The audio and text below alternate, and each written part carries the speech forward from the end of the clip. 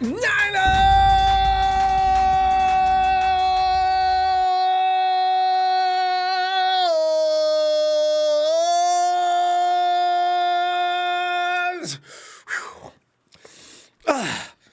On Monday, hey, this is going to be the last Monday. It looks like this for a long time. I'm telling you right now. Did you watch the Rams versus Cowboys last? You know, you don't really piss me off. I'm sitting here watching McVay run Kyle Shanahan's offense like maybe he ought to think about doing. You didn't see Golf standing there. Hut. I see it. Golf was sprinting toward the sidelines, running play action, bootlegs. Kyle! Stop it with the Jimmy G. Stand there and wait for somebody to come and get you because the offensive line was getting killed. And if anything, Jimmy G does better at play action than he does anything else. Why won't you let him go to his strength? I'm watching Golf put out an all-star performance out there. Now, Golf doesn't even have the mobility that Jimmy does. Kyle, why won't you do a little bit of that? I bet he does. You know what? I'll bet he does next week. He's going to eventually realize there's no need in standing there and unless the offensive line has got Weston Richburg and Garland up in front, for God's sakes, move out away from the rush. It actually works really well. Do it. Anyway. Boy, I tell you, fam, today, Niners versus Cards game is one to put in the rearview mirror, as you see I'm trying to do right now. No, I'm not. I'm focusing on it. As soon as possible, Kyler Murray and D-Hop held a clinic on how to thwart the 49ers defense as we watched that painfully the whole game. The combination of the 49ers struggles on the offense set the table for a season debut loss. We'll be looking at analyst observations and taking your phone call to discuss what went wrong on this god-awful Sunday past. God, that was an unnecessary loss. And actually, it's all bad news on this horrible first Monday of the 2020 season. George Kittle's availability appears to be in question for the Niners' Week 2 game against the Jets. Coach Shanahan said GK sustained a knee sprain in the Niners' season opening loss. Coach also said today, quote, we'll see how he comes in on Wednesday. He was a little sore today. We'll wait to see how he is. He says, we know there will be some questions, unquote. Coach also confirmed earlier today that Debo had a setback. Yes, there's more. Had a setback in his recovery from that Jones fracture in his foot that has been delaying his season debut. Coach also went on to say about him, quote, usually after one day after being sore, we thought it was just because he worked it hard. But when that got worse each day and not better, we knew it ended up being a little bit of a setback. That's why we ended up putting him on the IR, unquote. Coach confirmed the plan still is to have Samuel back for week 4 now against the Eagles, but the team will be careful so as not to put the remainder of Debo's season in jeopardy. Coach is optimistic about Debo's return, stating, quote, really hoping to get him back by the Eagles game, but we got to see how this heals and how it goes right now. You know, I just don't get it. What do we... Okay, and Kyle Shanahan doesn't rule out signing Mohamed Sanu. Brandon Ayuk has a hamstring injury. Debo, as you know, is having issues. The 49ers missed him in week 1. They really did. Because you know what? One thing about Debo, he was that kind of guy that could shift momentum for a team in a heartbeat. And him and Jimmy seemed to have things right. Although Jimmy didn't seem to have things right with a lot of people yesterday. But, I don't know what we could have expected between him and Debo had Debo been on hand. Niners are down 3 healthy wideouts after Richie James also injured his hamstring yesterday. His status for this week is uncertain. Coach also said he expects Ayuk to make his debut this week. Thank you. But the Niners still could use some help at the position at least until the receiving core is healthy. And if Mohamed Sanu does well, somebody maybe get to get released. You know what's really funny? Wait a minute. Shannon allowed the team could at least look at Mohamed Sanu. You know what's really funny? Because if you watch Grant Cohn has already suggested that Dante Pettis just go ahead and retire. He was raging. I think Grant was at that game. I think press people are actually allowed to stay in some section. But Grant's hoping that we can actually retire Dante. And there's a reason why, too. Fam, let's every other team. No, it gets worse. We got plenty of things to cry about this week. Every other team that'll see Wes Wander's season opener, including, as you know, the Cards, who met and left our guys with a 24-20 win in front of 0 fans. And by the way, during the press conference, the guys expressed how much they missed our live support, too. Now, that's not anything we're going to be able to hang a hat on because for a reason to have lost that game like that, because there was no reason to lose that game. The 49ers had control of that game until a couple of momentum swings actually were their fault. See, looking at Matt Miako's grades, and I look at Matt because he's usually pretty objective about this. Rushing offense, the good news is the Niners have to feel very strongly about their stable of running backs. Heem, Jet, TC, and Juice all made contributions. And the Niners also have Jeff Wilson in reserve, which, by the way, Coach, why didn't Jeff Wilson come in there and do that kind of nasty work that he's supposed to be doing? You actually did not have to put him under that kind of stress to make him pound that ball into the one. I understand he's getting paid more money, but Jeffrey Wilson is still the guy to do that. And from what I understand from some analysts, they said he hit the wrong gap. You know, Wilson doesn't make that kind of mistake. He seems to have a nose for that. Up against the goal line, let Jeffrey handle it. Let Juice do it. Heem is your guy. You want to bust a move midfield from the 25 and on. It was uncalled for.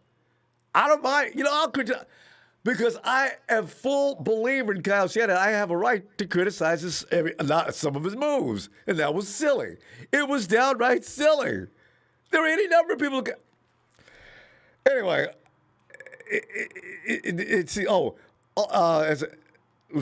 Jeff Wilson was there in reserve. He checked in well shy of his output of last season as he averaged just 3.7 yards, 15 carries for 56 yards, and he was stopped just short of the goal line on that key fourth down that I'm crying about now at the beginning of the second quarter. But overall, the 49ers gained 123 yards on 25 rushing attempts for a 4.9 average. They get a C minus. They're better than that. And they actually are. 123 yards is not a norm for the 49ers anymore. And damn it, next week, 175 is the least amount we can accept. That's it. 49ers, 49ers need 175 yards as an average. And when they're doing well, they should go over 200 yards. This team is really, really good at running, so do it. Passing offense. Jimmy G was neither as good as his stats, 19 of 33 for 259 yards, 2 touchdowns, and a passer rating of 103.0, nor as bad as the immediate reviews of his performance. He's getting hammered, nailed, and crucified for some things that actually he did not have all that much to do with. But he does know he should have played better than his week 1 outing.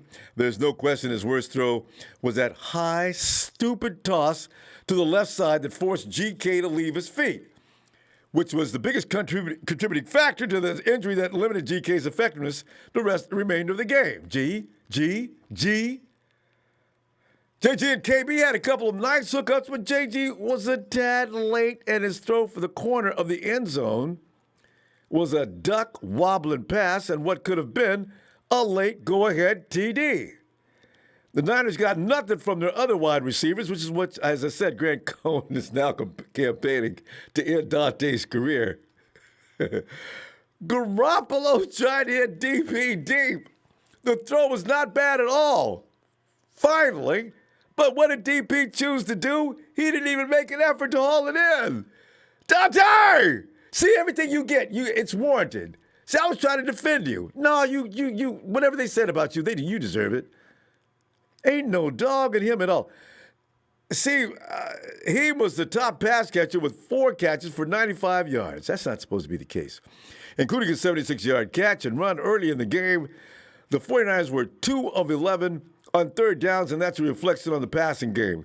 So Heem was pretty much the entire offense. Third downs, that's a reflection on the passing game. As I mentioned, grade D minus. No, D plus. I agree. Rushing defense, we're going to give the rushing defense decent marks because we are choosing to account of all Kyler Murray's rushing yards against the passing defense. None of Murray's runs were on planned running plays. They were on breakdowns on discipline with the Niners' pass rush lanes. Does this sound familiar? Remember when gap integrity was a huge issue with the 49ers about three seasons ago? It reared its ugly head again yesterday. Kenyon Drake had success against the Niners last season. On this particular Sunday, he gained 60 yards and a touchdown on 16 carries for a 3.8 average, which is not bad. We'll give the 49ers, Grant gave him a grade B. I would put a minus on that, though. Passing defense, it was a rough day for Niners quarterback Eman Mosley. But that had to be expected. When you match up for the most of the game against D-Hop, it was brutal. I thought there was blood left on the field. According to Next Gen Stats, Hopkins had 10 catches on 11 targets for 96 yards against Eman alone. Eman also was called for pass interference on the Cards' game-winning drive against Christian Kirk. Murray rushed for 100 yards and a touchdown and continually frustrated the 49ers. Before 2 end-of-game kneel-downs, he also coaxed 2 unnecessary roughness penalties with late slides showing baseball skills. And fam, Nick Bosa, did you notice? And I saw that in them as well. It was hot. The air was bad. And the 49ers were tired. And Nick said they picked up the tempo fast so we couldn't make substitutions and switching, and therefore gas us out. And that's when Curry that was a brilliant, brilliant move on his part. You got a tired defense out there. Don't even think about pass the ball. Run. They can't catch your lightning quickness and speed once you break out. 100 yards. K'Wan Williams was called for defensive holding on a third down play that ended a 14-play, 94-yard touchdown drive that gave AZ its first lead in the fourth quarter. See, 49ers, all of a sudden we got problems finishing games. Fourth quarter, again, coming back to bite us in the butt. The Niners managed only 2 sacks, and those came from Kerry Hyder and D.J. Jones. Where? The question is, where was D. Ford? He did a few good things before he left. But we need a few good things for a 4-quarter game, D. What's wrong with you, man? What if we didn't get Kerry Hyder? By the way, F grade for that secondary effort. Special teams, the 49ers were up 10-0, and the Cards needed anything. They got it when Dante Johnson, now here, boy. Ooh.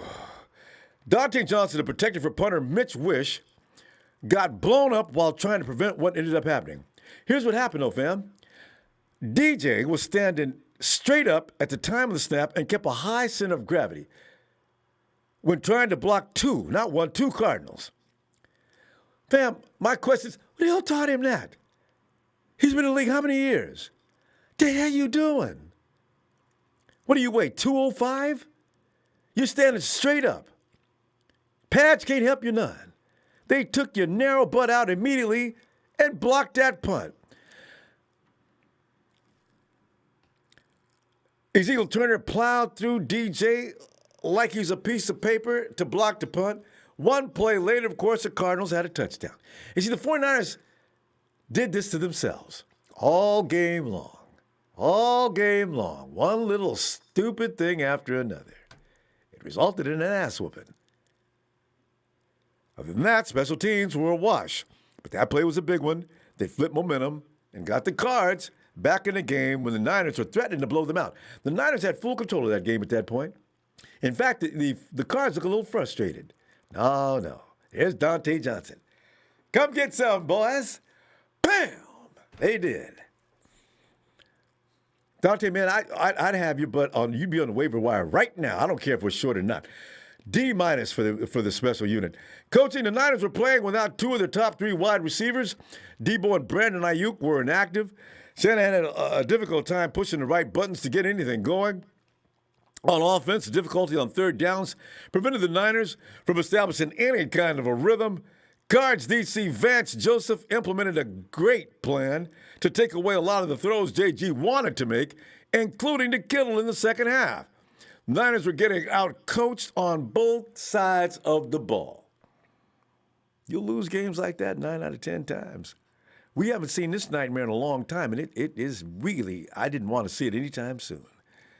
Defensively, Robert Saleh's trying new things, such as asking, notice I didn't call him Bobby Saleh because he made me man just to do, such as asking Sherm to cover the receiver on the wide side of the field. Saleh's trying to expand the Niners' defense to become less predictable, but that cuts both ways.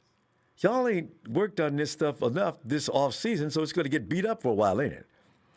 A blown assignment, the result of a miscommunication in the secondary, allowed Hopkins to shake free for a big play on the Cards' game-winning drive. The Niners admitted they lacked discipline. Got a D for that effort. I'd give them a D+. Overall, the Cardinals are not a bad team. There's not a whole lot of shame. Kyler Murray and D. Hopkins. And Kyler Murray and D. Hop are going to hurt a lot of people this year. We ain't the only ones. Oh, no. There's going to be ass whoopings handed out this year. And Murray and Hopkins are going to get better. Can you imagine that? So, but next time we see them two, better be some changes made or some improvements on the 49ers part, or this could be a sweep. Now, I don't really fully believe that. I can't see the 49ers standing still for – in fact, I see the 49ers getting right back on track next week. That was like a cold slap. They got the talent. Let's do it. Jimmy G has got to improve between now and next week.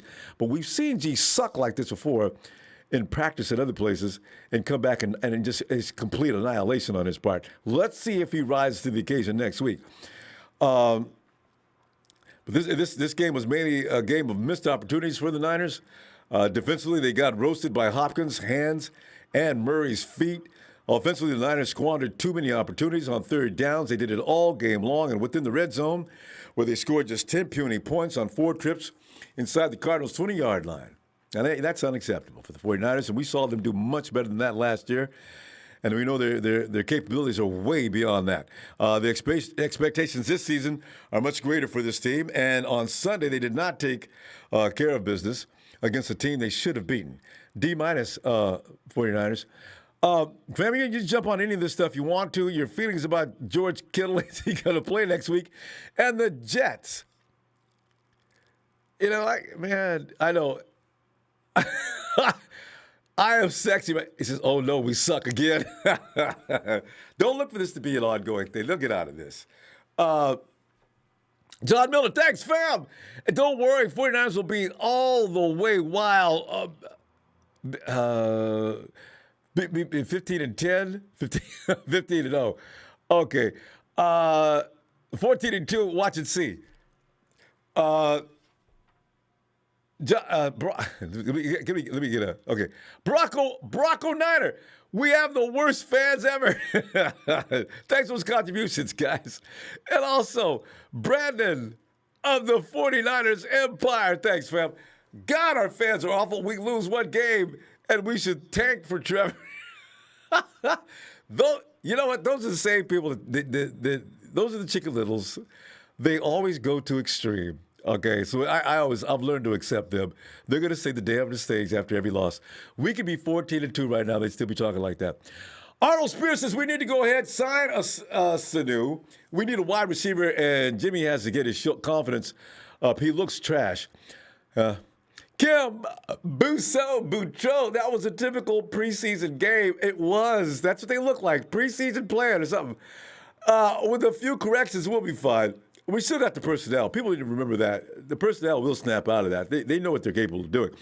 Mr. 16, Downey Montana says, what's good with you? Hey, it's been a minute. 8:18 in the house. Bang, bang, Niner gang. It's true. I've not seen the name Downey Montana in a long time. Downey. Jose Escobar says the only ones that were effectively open were Kittle, Juice, and Mostert. And they ain't even wide receivers. Believe me, I watched the game. We saw that. You saw Kendrick getting loose a couple of times. Trent Taylor was not what I thought he was going to be. let's see what happens next week. Easy the third. Hey, did you hear what Jerry Rice said about our receivers? He was not happy at all. I did, and he was so right. Don't be out there boogalooing and dancing around, man. We're getting a butt kicking. You ain't contributing to the game. Be serious out there. I'm done with Dante anyway. Renzo S., pray for me, Ronbo. That loss has me hot. You and me both. God, Niners just start the season like that and had control of that game. Dollar, Bill, Will, come on in, man. Ronbo, what's going on, man? Fam, I tell you what, did you see any discrepancies in the grading? 49ers didn't even get a C in this day on these grades by Matt Bianco and probably everybody else. I didn't even look at the networks because I know they're trashing the Niners. They couldn't wait for the Niners to bite the dust on this. And Jimmy G, his name has to be Mud. I don't want to hear it, though. They're going to work him over. Ooh, he'll get worked over. But, Dad, what are you thinking? Well, I'm not going to be hooping and hollering tonight. I got my raw last night. So I'm just going to go ahead and say that overall they get a D+. There was a little sprinkle of things they did good, but it's a D+, man. They got to do way better than that. And Ronbo, I want you to brainstorm right now because I'm going to drop you a riddle. Mm-hmm. And I want to see, can you crack it? All right. Okay, you ready? All right, I'm ready. David Lombardi posted on Twitter, interesting answer when I asked Shanahan about 49ers wide receiver separation on all 22 from Sunday. Shanahan said that the 49er wide receivers did pretty good from a separation standpoint, but he made sure to emphasize that wide receiver opportunities were limited because they weren't a big part of the game plan. He subtweeted and said, which obviously makes me wonder why wide receivers weren't a big part of the game plan if they were separating efficiently. You know that keyword. Oh, okay, go ahead. Oh, keywords. Wide receiver opportunities were limited because they weren't a big part of the game plan. They weren't a big part of the game plan. You know why, Ronbo? Mm-hmm. Because you got receivers. He had receivers out there he couldn't trust, and he showed. Mm-hmm. Dante Pettis, he needs to go. Bring in Muhammad Sanu, send Trent Taylor down, and bring in Juwan Jennings. I agree. I said yesterday, watch, you're going to hear some activity as regarding wide receivers. I didn't know it was going to be Sanu, but he is the only normal. I mean, that's got to be the guy. Because, you're not going to bring back a Taylor Gabriel. You're going to go ahead and bring back a guy like a Sanu who does well in the system like yesterday what Trez was talking about. So, yeah. And look for him to be in tomorrow, Will. So basically what he was doing, he had to depend on his tight ends and his running back yesterday. McGlinchey and Bronsko, they need to get it together too. I'm not letting that offensive line slide. I mean, they did pretty good for the most part, but there were times where Jimmy had to be on the run. He had to twirl around, shake defenders off, and everything. So, yeah, offensive line, they ain't out of the woods. I forgot about them yesterday, but they wasn't out of the woods. I think Grossi did pretty good at center. He had no pressures, he handled his job well yesterday. Grossi did a great job yesterday. I've agreed to that after watching again. He was not the problem. You're absolutely right. Right. And I had to look at the game again, and I had to figure out what was the problem with the defensive line while the defense line wasn't giving them much pressure. And I kind of understand it. I'm pissed off it didn't work. What up, Jay Joe? But I kind of understand it. They didn't want to go full force on the rush because once you go full, when you got your ears peeled back, ready to rush full speed off the edge. Won't work on him. Murray, it opened the floodgate for Murray. So I can understand why the pass rush wasn't fast as we used to seeing it. But for some reason, Ronbo, he got out anyway. He got out anyway, and you gotta give it to Cliff Kingsbury with getting him. I mean, the dude has talent, man. I mean, when you got a talented mobile quarterback, man, that's gonna happen. You just got to find a way to stop him. He did that stuff. He did that stuff off the schedule too. And nobody told him to do it. He just knew to do it because he was watching what the 49ers was doing, and he escaped several times to the tune of 100 yards.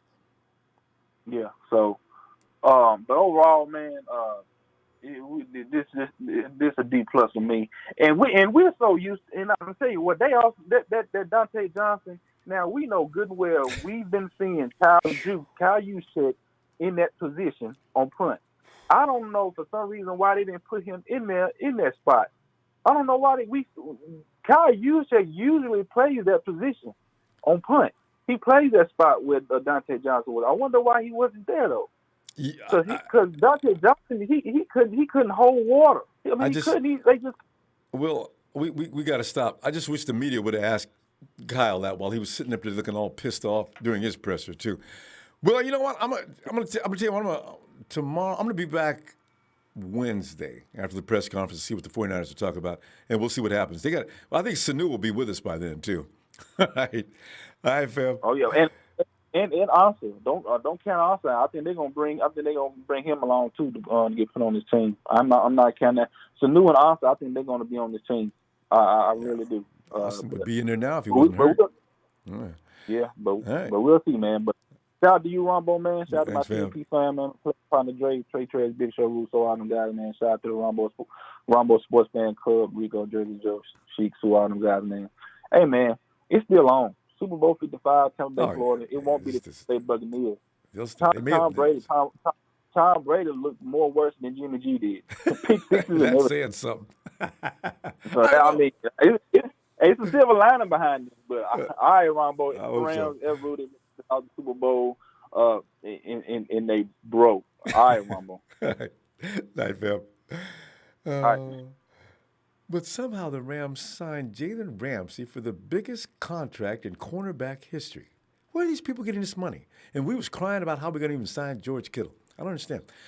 Slavin Robert, thanks, fam. It's sad when Raiders got a better record than us. Did the Raiders win yesterday?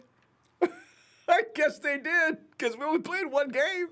I didn't even see it. Greg, come on in, Greg. Hey, Ronbo. How you doing, buddy? Oh, Greg. Well, you know what? After sleeping on that misery, I woke up more pissed off than I was last night. But you know what? Otherwise, I'm okay.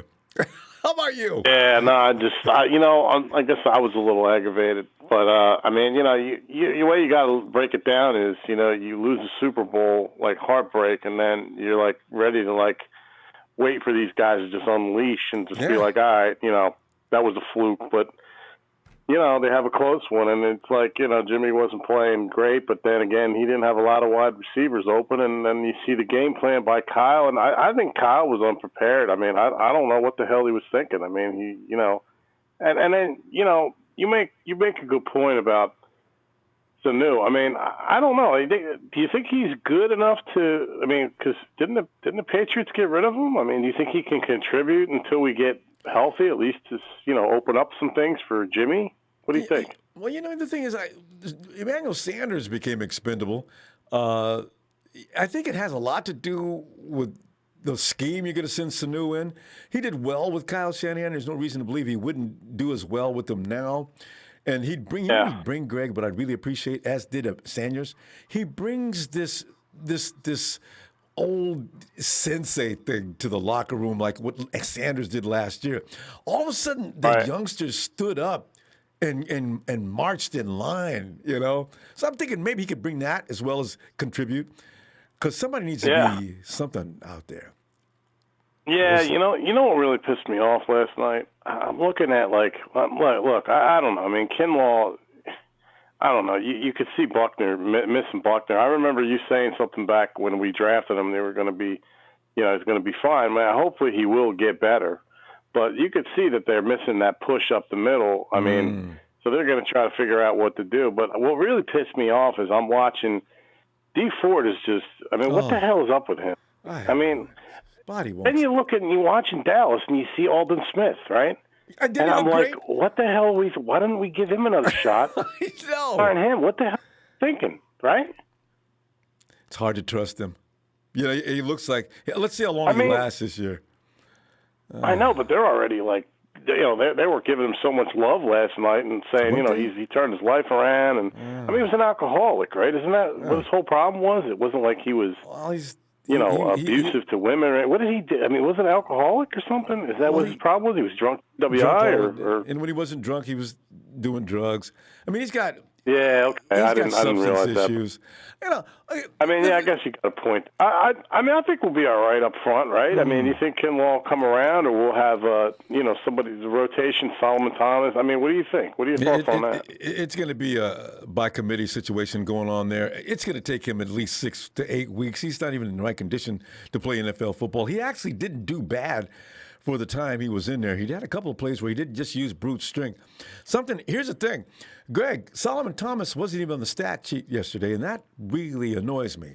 The two guys that we whip on all the time didn't do a damn thing to change that narrative. Now, Solomon Thomas and Dante Pettis, I'm done. If I see this 3 more times, that's enough for me. I've had it. Yeah, I mean, they're trying to put everything on Jimmy, and look, man, he's got to be. I mean, that one pass, they're trying to blame him for the Kittle. Luckily it's not a major injury, but that throw high. I mean, Jimmy's got to get better with throwing him down in between the numbers. I got you there, but I'm not going to sit there and blame Jimmy for every little thing. I mean, if nobody's open and making separation, even Jerry Rice is saying it somewhat. Then how the hell are you supposed to? And your game plan is to run, and they're stacking the box. I mean, Kyle's got to be responsible for a lot of this stuff. You know what I mean? These are things he's supposed to think his way out of, right? This is what we come to expect from him, right? I mean, I don't know. And Jimmy is, look, I mean, everybody gives up on Jimmy. I mean, you got to let him be free more. Like, you got to let him run around like a Jeff Garcia a little bit because, I mean, he may not be as fast, but he's got mobility. And it's he does. Standing back there like a robot – it's just not. I mean, what the hell are they doing? Like you said, you made the point with the Rams. That's what I'm you got a mobile quarterback. Why don't you, like you said, play action? I mean, maybe when the guys didn't get Sanu, maybe when they get some guys back, maybe Ayuk will come back. That would be nice to open up stuff. And Trent Taylor, they can get practice going and get on the same page because they were like, remember back in, when Jimmy came, him and Trent were like right on target all the time. They were like in the zone. I mean, it was fun to watch. So, that's why you say, Kyle, what are you doing? We know better than this. And if we know better than this, you should know better than this. It's like I said. Right. I mean, listen, I don't want to get everybody all, the Jets are going to just kill the Jets. I mean, look, the Jets are going to come to play. They're not, I mean, they're not the greatest, but they're not, they got embarrassed, so they're going to want to come out strong. So the Niners better be ready for their game, too, so they don't get, go into there thinking, we're going to just, I mean, I think they're going to play a lot better. I think he's going to, have good practices. But what my other question is, do you think they're going to stay out in Jersey for a couple weeks now because they're going to be playing the Giants after that game, right? Yeah, they've already said they're going to do that. Greg, we're out of time though. Let me. I'll be back Wednesday. Let's see what happens between now and then. It could be good news. All right, Ronbo. Have a good one, buddy. Hey, Greg. Appreciate you, fam. Talk to you later. Take care, buddy. Yeah, you know what? As a matter of fact, what is it? I forgot to mention yesterday, fam. Be prepared this year. The 49ers sit atop of the NFC throne. Every team in the league is going to bring their A-plus game. They're going to be playing above their heads, and they're going to come after the champs like a team comes after the champs. The 49ers have got to be prepared for that. I think they're going to get rocked and not lose every time, but they're going to get rocked for the first 3 or 4 games until they finally settle down into a situation where, you want some? Come get some. 941, you're in Florida. Hello. Hello. Who is this? Hey, how you doing? This is Hodges in Florida. How you doing, Ronbo? Hodges, I've had better days. Hodges, man, what?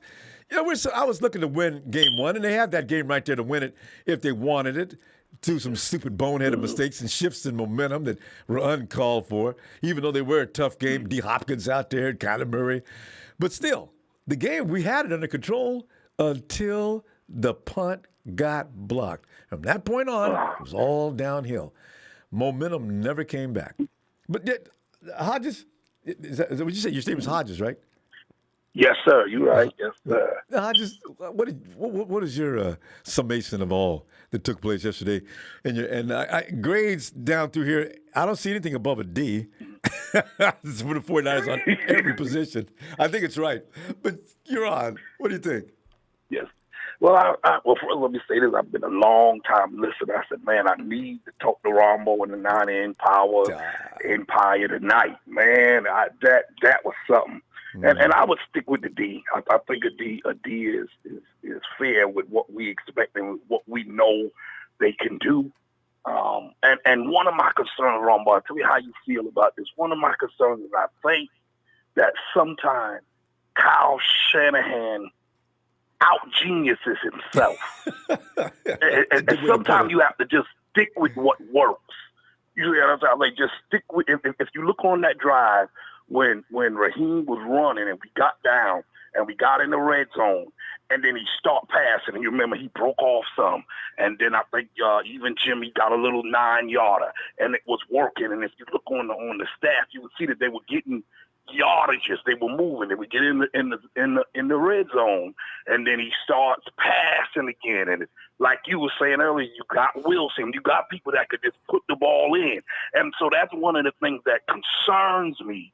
Sometimes when you're a genius, you could be a genius and it can cause you to miss, because sometimes you don't need a genius. Sometimes you just need to do the simple thing. That's it. I fully agree. He gets so complicated and complex at times that he puts it beyond the player's capability. Kyle, know when to apply simplicity. There's no need to be so above board on every play. On every play. And if you look at it, that's what seems to happen is if it's working, just do it. You know what I'm trying to say? And it seemed like I know all of them. You got Bill, you got all type of people. I guess if you look at them, we could say, well, they did this, they did that. But it looked like Kyle does it more. You know what I'm saying? It looked like, even Bill Belichick sometime I think when they question him about not playing the cornerback in the game, and they try to just prove a point. But sometimes there don't need to be a point proven. Just stick with what works. I heard you all last year defending the run and how they was running and how Jimmy wasn't passing for all of it, but it was working. You see what I'm saying? So why stop it, right? Yeah. Why stop it? And that's my concern. It's like, do Kyle see? And then you said, I think last night or the other night you were saying, and that concerned me. When they asked Kyle, well, would you have changed anything? And he said, no, I wouldn't change nothing. I would do the same thing I did. That concerned me, Ronbo. Hodges, he gets real indignant. This has been since he's been with us. When reporters ask him about something he did during the course of a game, Kyle actually gets pissed off and says, no, and he does it. And you can tell by his attitude when he says it, don't question me. So, I hope John Lynch does, because he'll listen to John, I guess. Yeah, I guess. And you need that. Because it comes to the end. How can you lose and don't think about something you did? I mean, you lost. Even if you said I probably wouldn't change it, but I will review it. I would think about something. I haven't looked at film yet. Completely dismiss it. Like we stupid to say, well, Kyle, do you think maybe you should have did this differently? Maybe you should have did that. No, I do the same exact thing in the same exact situation, the same exact way I did it before. Well, to me, Robert, that don't make sense. It didn't work. You see, so if it didn't work, why not change? I understand Jimmy got his flaws, and he got his things he got to go on. Our wide receiver core, but if you look at some of them plays, they were open. He was just unable to get him the ball, and if the receivers wasn't a part of the game plan, I guess Jimmy was doing what he was supposed to do then. I really want to know the full meaning of that kind of a statement, too. Now, if I'm a DC and I heard him say that, well, I got some idea of what I need to do next week, unless he's got new receivers out there. Because I think it had something to do with that. But if that was the Kyle's plan from the beginning and he was trying to throw the Cardinals off, he failed. So you know what? We're gonna see next week. But Hodges, great to meet you. We're out of time, fam. Let's see you on Wednesday, all right? Yes, sir. We'll do. We'll definitely talk Wednesday.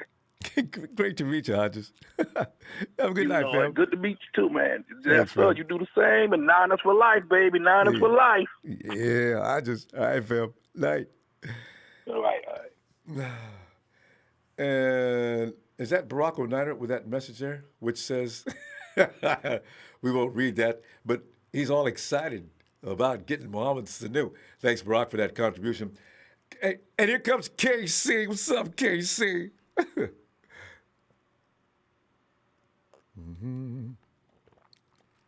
K-boy. What's up, Ronbo? K-boy, man. Ronbo. K-boy. Yes. Oh, okay. Yeah. I got you. All right. What you about to say, Ronbo? No, I just say, we went through what we thought of the game yesterday, but it's been broken down position by position, and I don't see anything in here. Nobody got anything better than a D. Wait a minute. Never mind. C-. We got one C-, and that was for the Russian offense. Everybody else? Nah, well. Everybody else Well, I was just, going to say. Yeah, go ahead. I'm with everybody else. I was going to give a C- to the defense because they did keep us in the game.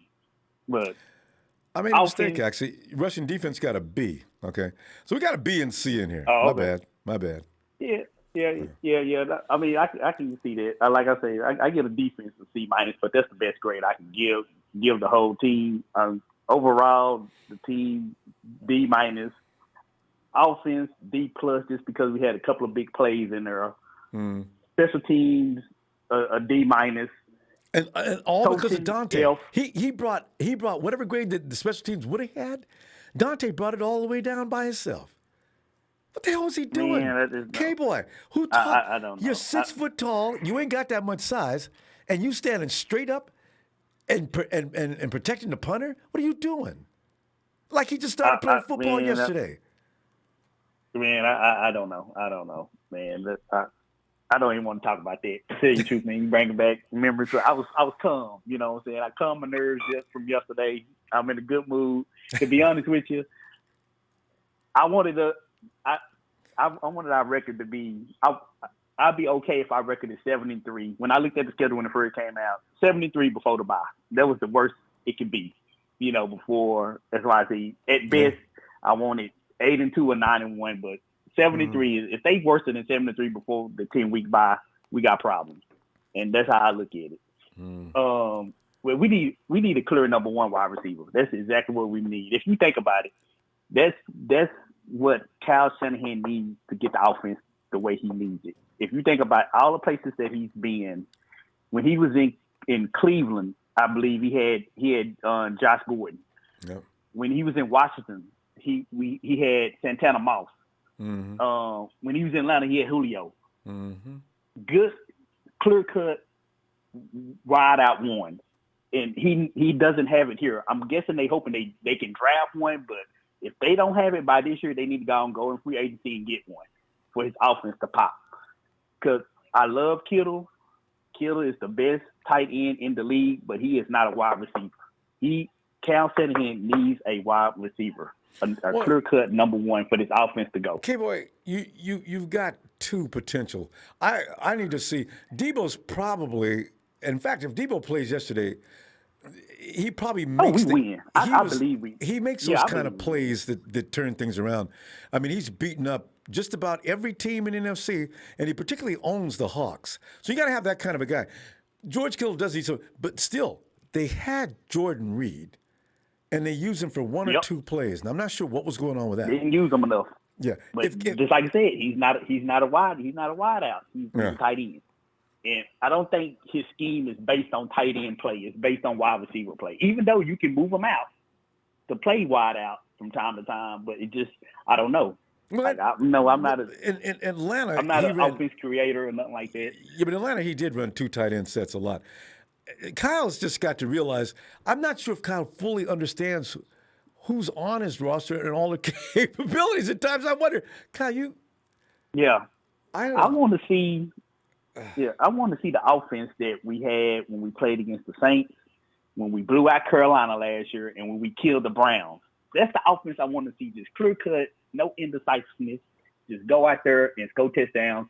Let the defense adjust to what you're doing on offense. Don't try to scheme it up too much and try to see what the defense is doing. Just go out there and score. So make the defense adjust to your offense, and then you change it up. That's what I want to see from him. Yeah, well, You're going to see something different next week because Kyle looked pretty miserable up at the podium during that press conference. He knows a lot of that's his fault. Hey, but Kate, well, we got to go because we're late. So I'm going to go ahead and see you on Wednesday if you got some time, all right? Yeah, I'm going to call in. Yeah. We're going right. to call in on Wednesday, man. We're going to get it together. We're going to get it together. Yeah, All right, Ronbo. All right, Later. fam. Have a good night. Yeah, like I said yesterday. Okay, fam. Yeah, like I was saying yesterday, we need not overreact about this game because you could see why they lost. It wasn't that they got blown off. They did get blown off the field, but it was most of their own making. Christopher England, what's up, fam? He said, peace, Ronbo. We'll get it going. I think 49ers are like a woken giant now, still rusty in the first game. We'll be there. Peace. Yeah, I know. The talent is still there. I do need at least Ayuk next week, though. I want to see what he has to offer. I need one wide receiver playmaker that can really get things going. They can act as a catalyst sometimes to get things going. And I'm not sure what we're going to have from George next week. Hey, KC! What's shaking, Ronbo? How's it going, man? KC, man, we're just sitting there. I'm looking at grades. And I misjudged from Matt Maiocco. He did give the rushing defense a B, which is right. And now that I think about it, except for Solomon T. Casey, here's the thing. Solomon T. wasn't even on the stats yesterday. Where was he? We got that position that Defoe left. It's going to be a committee, and if you have one guy in the committee failing, then what are you going to do? Javon Kinlaw outplayed him, and I thought that maybe Solomon T. was going to make sure that Kinlaw came along slowly until he adapts to the NFL. Kinlaw did better than Solomon T. So, oh my God! But that's where we're at, Casey. And Yeah. Are you going to be happy with Sanu signing up on this team? Oh yeah, totally. But yeah, man, I'm kind of like how Kenny was after the Super Bowl. Man, I'm shocked. I'm baffled as to what's going on right now. Why they still have Pettis, and I hate to say it too, but Trent Taylor in the stash, man. I'm over it. And yeah, man, I just one thing too. I think we got to give though credit to Jimmy for having good ball control yesterday, not giving up turnovers, and that definitely goes overlooked. Because if you put Mullins in there and Mullins starts giving up the ball, then you have no idea what to do. But Jimmy's pass is sailing, like you said. It really concerned me. It's really weird what is he doing? And that happens a lot, especially when he tries to go to the sides. He goes on the outside the numbers. Yeah, go ahead. We got to give credit to Arizona because they got a good roster, and it's going to be fun playing against Kyler. I love watching Kyler. I like watching him a lot more as long than as Russ, he's playing somebody else. Yeah. I think I would get along well with Kyler more, but yeah, man. But Casey, you make season. a good point. And watch next week. It is a long season. Now watch next week. Watch Kansas City. I can't see. Watch AZ next week. I want to see whomever they play, how well they do, which will give us a better idea as to what the 49ers are up against. They got a good roster, man. Yeah, I think they're a little better than we gave them credit for. Yeah. They don't really have a hole. And so the NFC West looks like really tough right now. But the Rams look a little sharp. The Rams look sharper than I expected. And Brandon it seems like I don't know, man. Yeah. The Rams. I'm not gonna discount them anymore after seeing them play yesterday. They look sharp. The Hawks do this every year. Come out like gangbusters and they fizzle. But the Hawks and Rams, the Cards and Rams. The Cards are going to get better. I don't know about the Rams yet. I need to see them a couple more weeks. But the Cards are definitely going to get better. What they did showed a lot of heart. Bro, I think if I was a betting man, I think I would bet on the Saints right now. Looks like the Saints are kind of the best roster in the NFC. Too early to bet. You got to wait till week 6 or 7 at least. It's too early. You could jeopardize your money. But yeah. I don't know. I learned a lot in this week one. I mean, the Niners, when we left off, the Niners were the best team in the NFC, and it wasn't even close. Mm-hmm. And now they have Jimmy that is he just looks lazy, man. And Kittle, when Kittle got hurt, I feel like Jimmy Kittle kind of downplayed the injury, and like once I saw Kittle was slowly walking to the tunnel, I was like, oh, he's pretty hurt. And I wish they were, more pumped up and ready to go. I don't know what they're doing. Yeah, it's we'll see. Because because it's got me saying like, I'm glad preseason's over and week one against the Jets next week. I mean, I'm baffled, Ronbo. I don't know what to. As long as they have Trent Taylor and Dante Pettis out there, I feel like they're just. You can give up on Dante Pettis, but I assure you that's not. Trent Taylor's got talent. Plus, unlike Dante, he does have some dog in him. Jimmy's got to get that ball to him. That pass to him, he threw 2 passes to him over his head, and the one pass he threw it short. That's on Jimmy. They've got to get the chemistry back right. It could take another week or so. I got a feeling it was annoying too when like Robbie would come out for a field goal and you were like, "Oh, this is for sure." Like Robbie's the best part of the game today. Like, oh man. Casey, we got to go. We're out of time. We can't go to overtime tonight because we're too late here tonight. I'm sorry. I woke up angry, Ronbo. I don't know what to tell you. We all did. We know they're a better team than that. What the hell was going on? Anyway, Casey, let me see you Wednesday, okay? All right, Ronbo. All right, man. Have a good night. Oh, God. Richard Drummond, thanks, fam, for that contribution. He says, didn't get blown out. Close game like we knew it'd be. Kyle needs to trust his players to call those big plays. It's week one. No need to panic just yet. That's true. Yeah. No, Frank, I got no problem with your less than 10 wins. I mean, if you think they're not going to even win more than 10 games, yeah, I'd take that bet on in a heartbeat. Richard Drummond. Richard Drummond's got a new logo, too. Not a faithful, whether we are 3-13 or 13-3. Yes, Richard, that's what I'm talking about. Thanks for the contribution, too. Book 910. Hello. Hey, what's up, Ronbo? I tell you what, we're looking at one loss. But you know what? Had we lost that game fighting, then we probably feel differently about it. We lost that game with some of the stupidest mistakes the 49ers have ever made. Dante Johnson running the ball on the 1-yard line. That's 14 points. One back and forth. You give them 7, easy gimme. We had a touchdown. We refused to get it, and some other things that happened during the game. But, Book, it said Book. I thought that was your name. What is your name?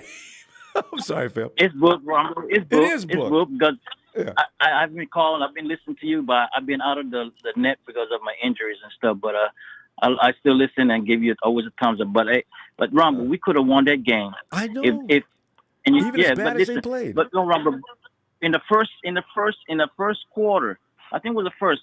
Instead of going for it, if he didn't put Jeffrey Wilson in there, he should have went for the field goal. I mean, it's just like a preseason. He should have done that. And at the end of the game, at the fourth quarter, when we was going down, instead of scoring a touchdown, would have been all he needed was a field goal, like we always did. You see what I'm saying? We could have won by 26-24. Yeah. A lot of people, I don't think nobody would think about that, but oh my gosh! And at the same time, when Jimmy was throwing over and wasn't precise with his throwing, I can see in his face. He kind of reminded me of Dante. Not Dante, but Wait. Book, hold on a second. Book, hold on a second. Taka Kale, any excuse to block you. You spam again, and you're gone. All right, go ahead, Phil. Oh, but when we're driving down, and sometimes I look at Jimmy G, he looks like he looked like Witherspoon, like he lost confidence. I mean, I don't know what's going on with Jimmy. I mean, on the sideline too, I don't see him prepping his like how he used to be motivating. I know, pumping his guys up and everything. You know what I think? I think Jimmy actually, for the first time, he was blaming himself to some degree, but I guess some of his wide receivers, I don't know. I think he lost confidence too. But some of it was his fault though, Book, so I'm not sure what to think about that. But see, Ronbo, like I agree with a lot of our fam that their opinions. I mean, the players try to play good as they could, but it's the coaches. Seems like they went out of they played out of their norm instead of playing like it's their first game, and we never had no preseason. Like I said, they couldn't went for the field goal. A lot of fans, if there were fans was there, I bet you Put the fans the said go, points go, go, on the board. and Kyle would have went for the field goal. Yeah. But They- I'm kind of say it's the first game. Yeah, that's what I'm saying. This is game one. Okay, we lost. Okay, but the world does not end. The season does not end. It doesn't mean the 49ers can still go 13-3. But this may have been a good thing, Book. You get your butt beat from game one, and especially in the way they got it beat. I think there'll be a little bit of men on their P's and Q's next game. Because Jets I know, but Ron, Jets like play I hard, said, Book. like you said, I see a lot of people is trying to give Dante Pettis a lot of credit in this, and especially you, Rumble. But he at one time he could have jumped. He's not aggressive when trying to get the ball. He got people around him. He's like, okay, he just let the ball go. He won't be aggressive and trying to get that ball or jump. Unless it's a clear path where he can make an easy catch. I don't understand Dante. I'm so done with Dante. I'm not gonna give him any more excuses. I was about to put him on the all Ronbo team, which is usually about a few misfits and they get. I'll tell you something else too. Eric Armstead is walking on a thin ice right now with me too. Because what was he doing yesterday? Eric had one. I don't know. I haven't seen him. tackle. Like they show him a little bit. They show him. Yeah, they just play. exactly Rumble. They show him, but like I said, like somebody said, "Where's D Ford?" I hardly seen D Ford. It was Nick Bosa did all the work yesterday. Him and DJ Jones and Corey Hyder. But what? Yes, exactly.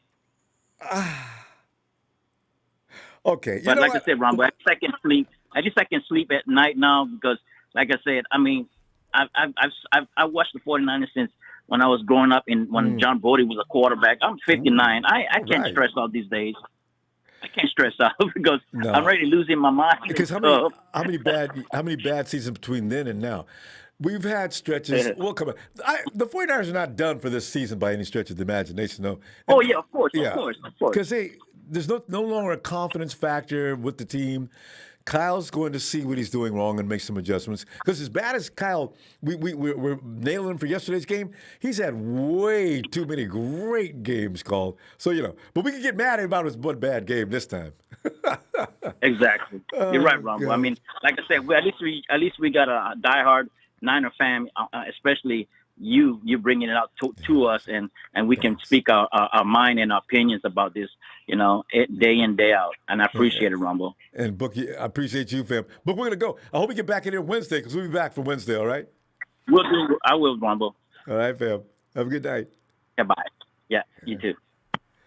And Jesus! Rumble! It's just, man, it's the day, it's the aftermath day, we're in last place.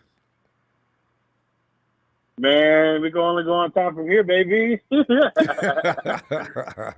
what I'm saying? We're on Monday Night Ronbo. Yes. Hey, you know what, though? It's okay. Because from here on, everybody we play, the Rams, the Hawks, I mean, they're going down. I already can see that coming. 49ers will probably catch fire. Week 4 against the Eagles, we bring Debo back. And the Eagles didn't look like all that yesterday either. I didn't think the Eagles were going to win in the first place against the 49ers come that game. But I suspect things will get back on track next week. 49ers know what they did wrong. Dante Johnson knows if they're going to put him there, just get your butt down and block for the punter, you idiot. Anyway, what was he doing? I still don't know. Man, bro, real quick, man, I got to give my shout-outs real quick. Hold on, man. Hold on. I can't break position. I got to give shout-outs to my brother Shark Attack, my boy Zeus 209, and my boy Chad Garrison. And I want to give a shout-out to Patrick, my homeboy's mom. And my boy Ronbo. I like that last. It was my homeboy's mom. Yeah, Patrick, my homeboy's mom. You know what I'm saying? Bring her on the phone one time. You know what I'm saying? Anyway. Hey, but like real talk, man. Everyone needs to calm down. Like, everyone needs to calm down. It's only week 1. Stop saying bring Trevor Lawrence to the Bay. We're not going to lose that many games. We're going to probably go 11-5 or 10-6. Like, everyone needs to calm down. We're still going to go to playoffs. Like, we could go playoffs as the 7th seed this year. Like, calm down. Everyone needs to, like, chill out, tank for Trevor Lawrence. Like, man, you guys, all those Niner fans who were saying, oh, Jimmy G, this, that last year, and, like basically giving up on him after the first game, after there was no preseason, we're not scrimmaging with no other teams. Like, man, this just sounded like a whole bunch of bandwagoners at this point, man. Hey, all our Niner fans in here. Hey, just remember after that preseason game last year against the Broncos, people were through with Jimmy. Jimmy gets there's no margin for Jimmy with a lot of fans. Some of us realize that's too much. But there's a group of people, a large percentage of people, he gets zero margin for error. If he makes a mistake, get rid of him, trade him, he's done. We play one game, and some people want him out of here now. Now, that's silly. So, Exactly. You know what I'm saying? I was upset after the Super Bowl. I was upset after the Super Bowl. Hell, I'm still upset about the Super Bowl because you play to go to the Super Bowl. You don't play to tank. Yeah. I'm sorry. If anyone's going to argue with me on that one, you play to go to the Super Bowl. You know, you play to go to playoffs to the Super Bowl. Yeah, I understand our defense made mistakes, but there's correction. You can only get better at this point. You know, our defensive line can't play any worse. You know, I want to see Kinlaw play.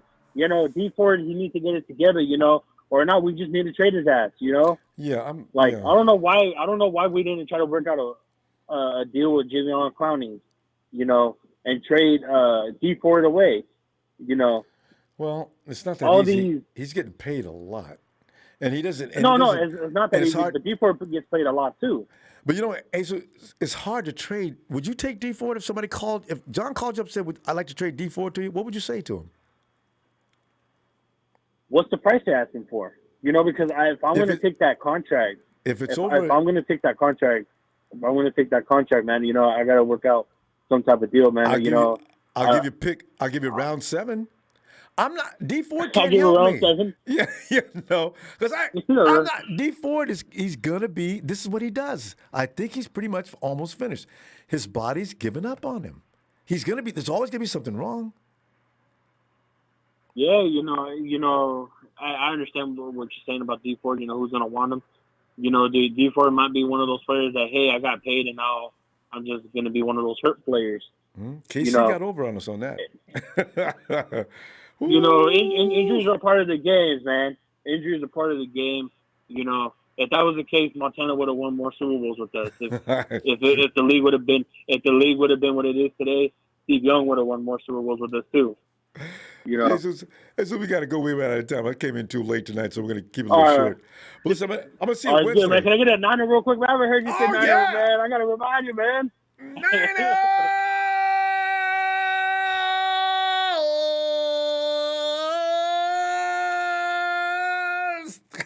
For Jesus. That ain't Jesus. All right, brother, man. See you Wednesday. All right, fam. Looking forward. All right. And by the way, you know, it's not excuses. God. It's not excuses for Jimmy G. It's that every quarterback in the league, Tom Brady failed yesterday. What is it? What do you give him excuses? Aaron Rodgers fails. Quarterbacks don't have perfection every week. Hey, J1. What's up, Ronbo? Yeah, you know, we're looking at yesterday's grades, and looking at yesterday's game, and trying to figure out, should we bring Sanu? And with the return of Ayuk, could that change things in our wide receiver group? And we got to wait till week 4 for Debo. That's kind of scary because that foot is acting up. And what happened to Solomon T. and Dante P.? It's an ongoing dilemma. This is it, though. I'm done with both of them. What I say? They need to get rid of both of them. I don't even know why we keep hanging on to them. Like, seriously, I'm dead ass serious. Like, okay, we traded up to get Dante. We had the number 3 pick and picked the Solomon T. They need to be gone. Like, seriously. You don't produce, you don't be on this team straight up. I'm sorry. You can't just look, oh, we made a mistake. You're human. You're going to make a mistake of drafting wrong players.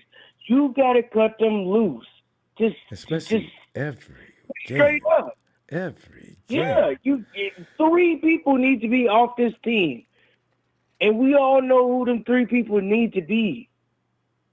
Boone,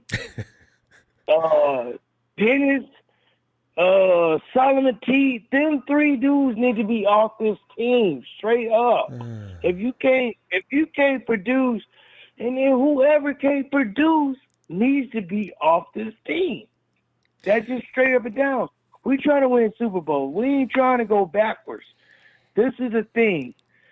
Sometimes Kyle can outcoach himself, and that's what he did this Sunday. He outcoached himself. And when you do that, you leave teams hanging on. We left teams hanging on because guess what? We wasn't fully prepared. We thought we could go down the stretch, huh? It kind of looked like it. It looked like they didn't take I don't think they took the Cardinals serious. No, as they didn't. No, they didn't. Was that you said yesterday? Soon as the Cardinals jumped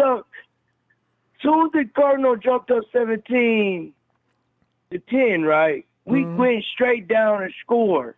Okay, so that went 20-17. Yeah. That's what I'm saying. Like, come on, dude.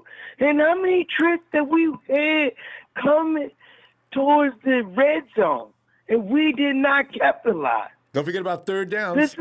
We couldn't convert to That's what I'm saying. 2 for 11, Ronbo. 2 for 11. You're supposed to be an offensive genius. Like, the people are saying, we need to calm down. Yes, it's only one game, but at the same time, the Giants looked good, decent. And we can be beat if we don't come with our A game. This is the NFL. When we was losing them games, we was losing by a margin of 3 points. We're back at it. We're back at that. You know what, though?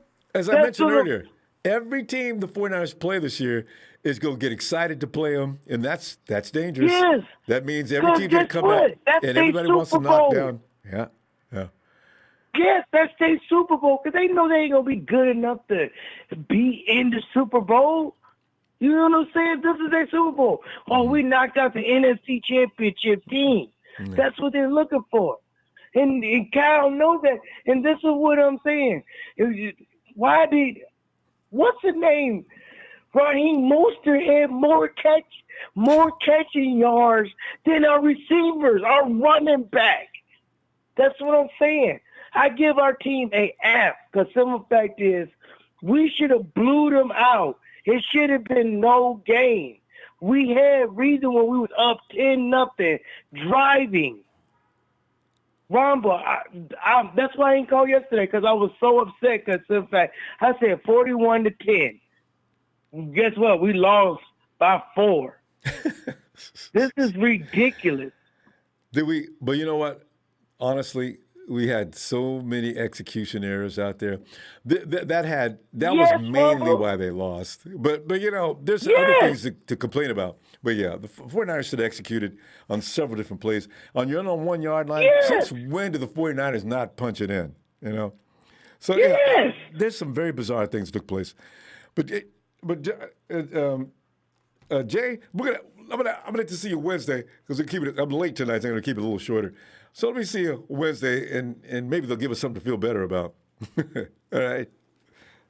Yeah, thank you, Ron. I appreciate it. Thank you, Pam. Yeah. Trey, one thing you don't have to complain about tonight. Let me give him the right intro. And one of the founding members of TNT. He is Trey from VA.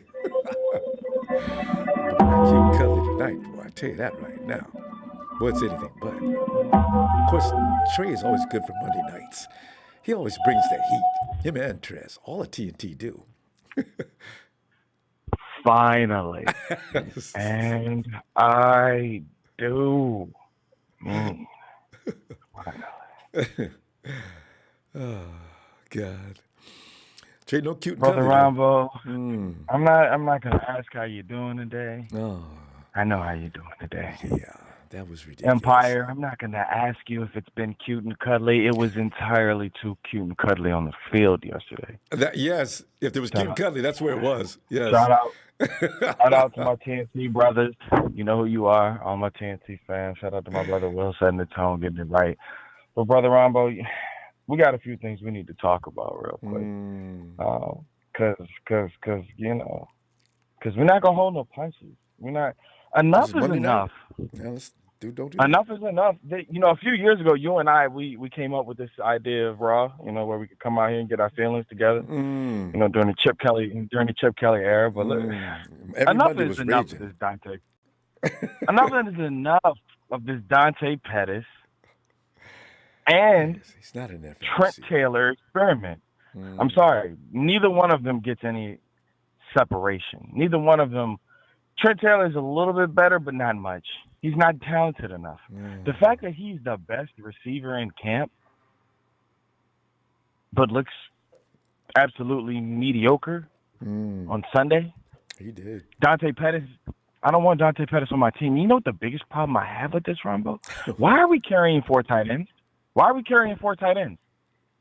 What is that 4th tight end doing that Juice can't do? Because then we can bring up a 7th receiver for game day. It's not like we're set.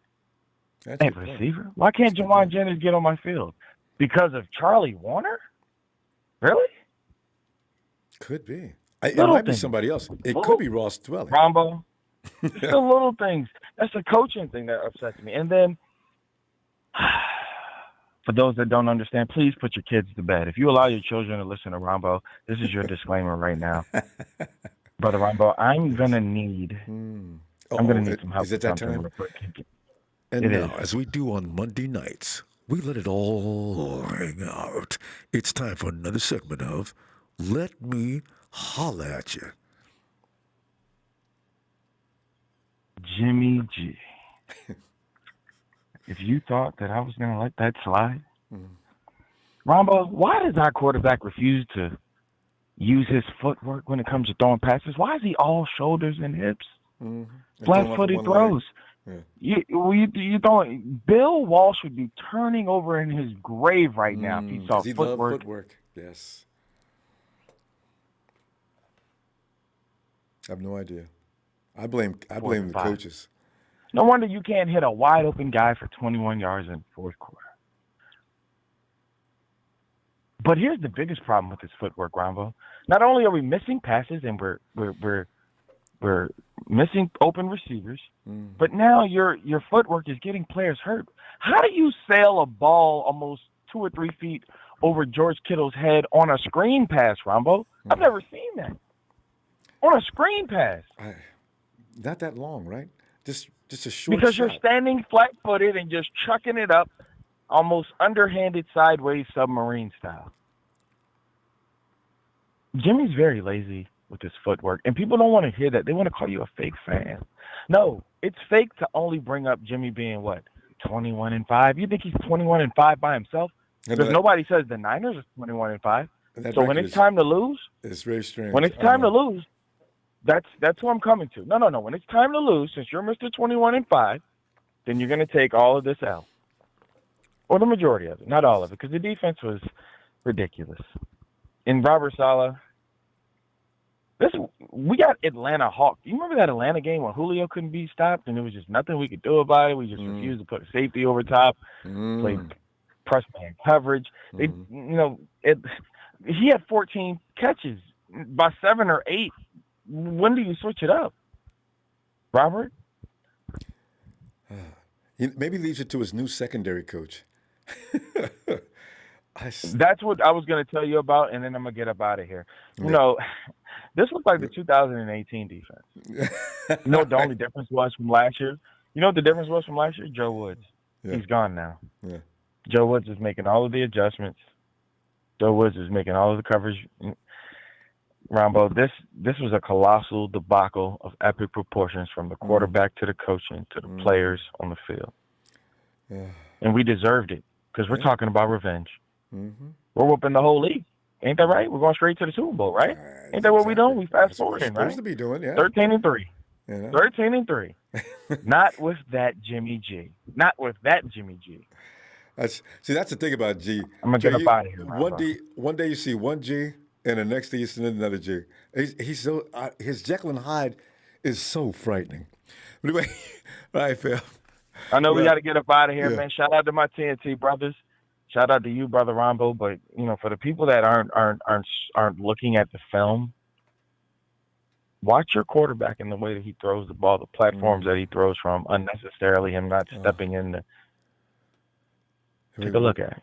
God, he'd better get better. All right, man. We're up out of here. We'll see you Wednesday. Yes, sir. God. So that's the thing about G. He even said it himself. His consistency. He's got to stay the same every week. Mark Lamar, what's up, fam? Thanks for that contribution. The seasonal opening finally from Dre. Yes, indeed. And Marion, come on in, fam. What's up, Rom? Ronbo, I'm sorry. We're doing the Monday night, tearing people up who messed up yesterday. And that's pretty much, there's only a few guys you can't talk about on that field yesterday, including Coach Shanahan, who for some reason has decided he doesn't want to do play action anymore. He doesn't want to roll out. He doesn't want to do anything. Make Jimmy stand there. Go through your reads. The offensive line is struggling today. That's all right. Stand there and wait till somebody gets open. And I said, okay, Kyle, I understand you probably had him disciplined all week long.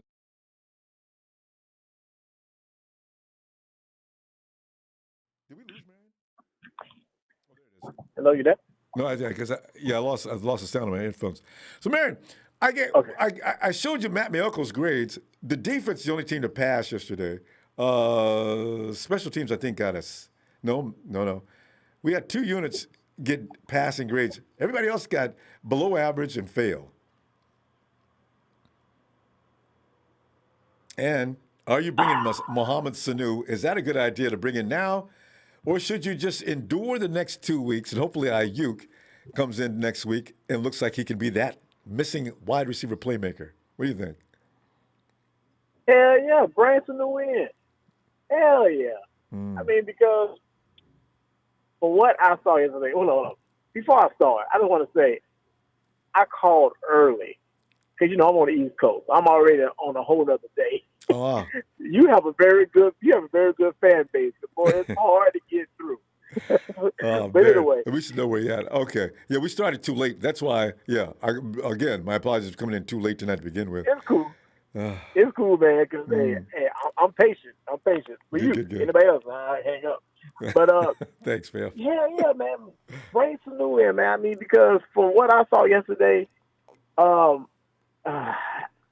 what everybody's saying, Kyle needs to identify if Jimmy Garoppolo is going to be the quarterback of the team or not. I mean, because we can't pick and choose. All right, one day we're going to run the ball, you're going to take the ball out of his hands, and then when the running game is not working, we're going to throw for 400-something yards. Yeah. You need to identify if Garoppolo going to be the guy. Because I think you have to give him opportunities. Now, granted, there's some throws he missed, but guess what? How can you be in rhythm when the ball is took out of your hands? So, we just need to identify that. Yeah. And, I mean, bring anybody in because Debo may be gone until week 4. And we don't know nothing about no IU. guarantee about that either. Exactly, and Pettis still running around. Started yesterday, and he had this, this last straw of being deactivated for the Super Bowl, and he was non-existent. But the offense, I think, will be fine. My biggest problem is this defense I'm really having problems with this Solomon Thomas character. I'm telling you, man. I'm sick of it. Go ahead, man. I agree. I'm telling you because I'm Solomon. Come on, man. You keep saying you're ready to go. You look like you're ready to go, and then when it's time to go, you ain't going. Come on, Solomon. Yeah. I mean, I saw a stat, a tweet actually, and to say while Javon Kinlaw had 39 snaps, Solomon Thomas had 40 snaps with no tackles and no pressure. And nothing. Now, That's exactly. Kinlaw had 2 QB pressures and 1 run stop. See? So, I mean, what are we doing here? I think, for one, why he's still on the team? That's my biggest thing. Is John Lynch that senile to where he knows that his first draft pick from Stanford, because he's from Stanford, is not working, but you get rid of Reuben Foster, time he get in trouble, and you don't have the full story of that. You see what I'm saying? Yeah. It's a problem. It's a problem, dude, and he needs to go. He needs to go. Him and Dante Johnson. I think they tried to get a pick for Solomon T and couldn't get one. They ain't try hard enough. Understand, though, Solomon T's on a rookie contract. The 49ers would still have been up for that money. So they said, well, we go pay his ass. We ain't letting him walk out of here. He got to show us something. So, his contract will not be renewed next year, though. Solomon T will be. This is the last year to endure Solomon T from the way it looks right now, unless something dramatically changes next week and next week after that. Because Solomon T, come on, man. Use your speed. Let me tell you something. You got a better chance of walking on water like Jesus did before Solomon Thomas do anything. Okay, I don't believe in Thomas. I don't believe in Dante Pettis. I don't know why we're keeping Dante Johnson. He gave up that damn block yesterday. You know what I'm saying? Why are we holding on to these Trent Bulky rejects? You know what I'm saying? And if we're going to run the ball and believe in Garoppolo, man, Kyle Shanahan need to figure this out. At some point, we got to figure this out because it's only, 15 games left? Mm-hmm. And the whole season, pretty much, yeah. The whole season, and I got one important stat for you, and I'm going to get out of here. Do you realize that we are the defending NFC champion, and we are 4th in the NFC West? Mm-hmm. Just saying. I looked at it once. I'm not looking at it anymore until next week. That's awful. First week ended up in 4th place. Get out of here, 49ers. What are you doing? That's crazy, ain't it? That's crazy. 4th place with all this talent, which is the same, almost identical team from last year. So, man, I fully agree. We're going to go because I don't want to keep anybody else waiting any longer than necessary. I didn't mean to make you wait that long either. All right, fam. No, that's fine, bro. That's fine. Right. Appreciate you, man. Hey, I'm a true fan, baby. I can see that. Well, I tell you what, love you back, fam.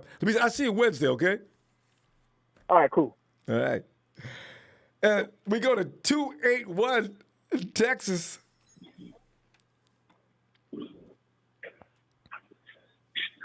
Hello.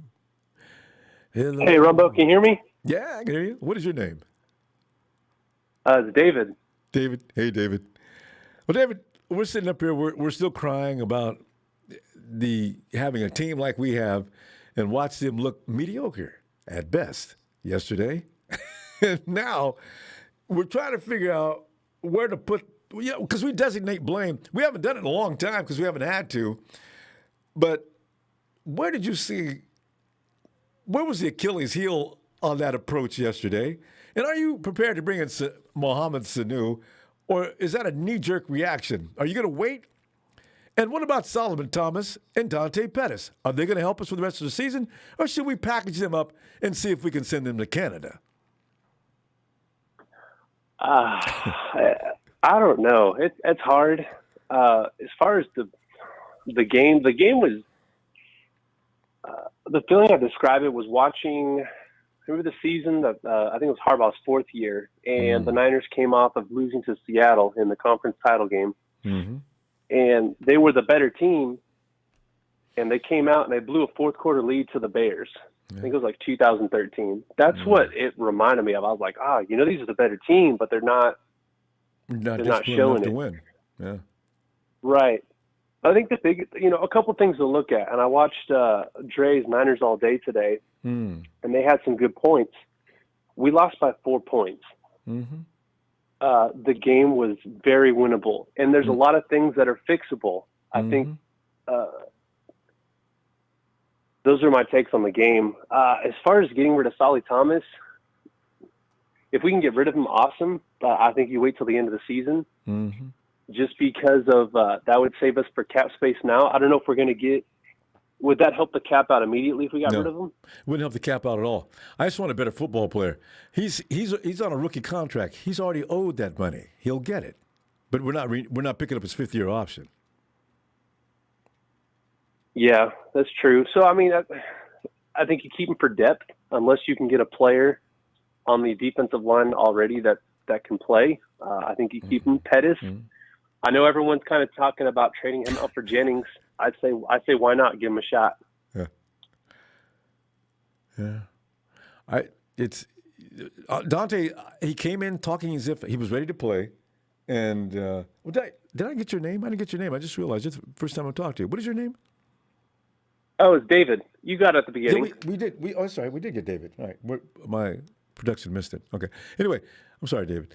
Yeah, continue. But Dante Pettis, he's not going to get any better. He came in the season talking as if he was going to come in and just get things done. He went to the coach, had like a private meeting. Coach, I misunderstood what you were trying to tell me last year. He took exception to the way that Coach Shanahan talked to him at one point, right? And he was pissed off for the rest of the season. Shanahan took that and didn't appreciate that attitude. And he pretty much benched Dante from about week 4 or 5, So, it's a strange thing going on with Dante Pettis.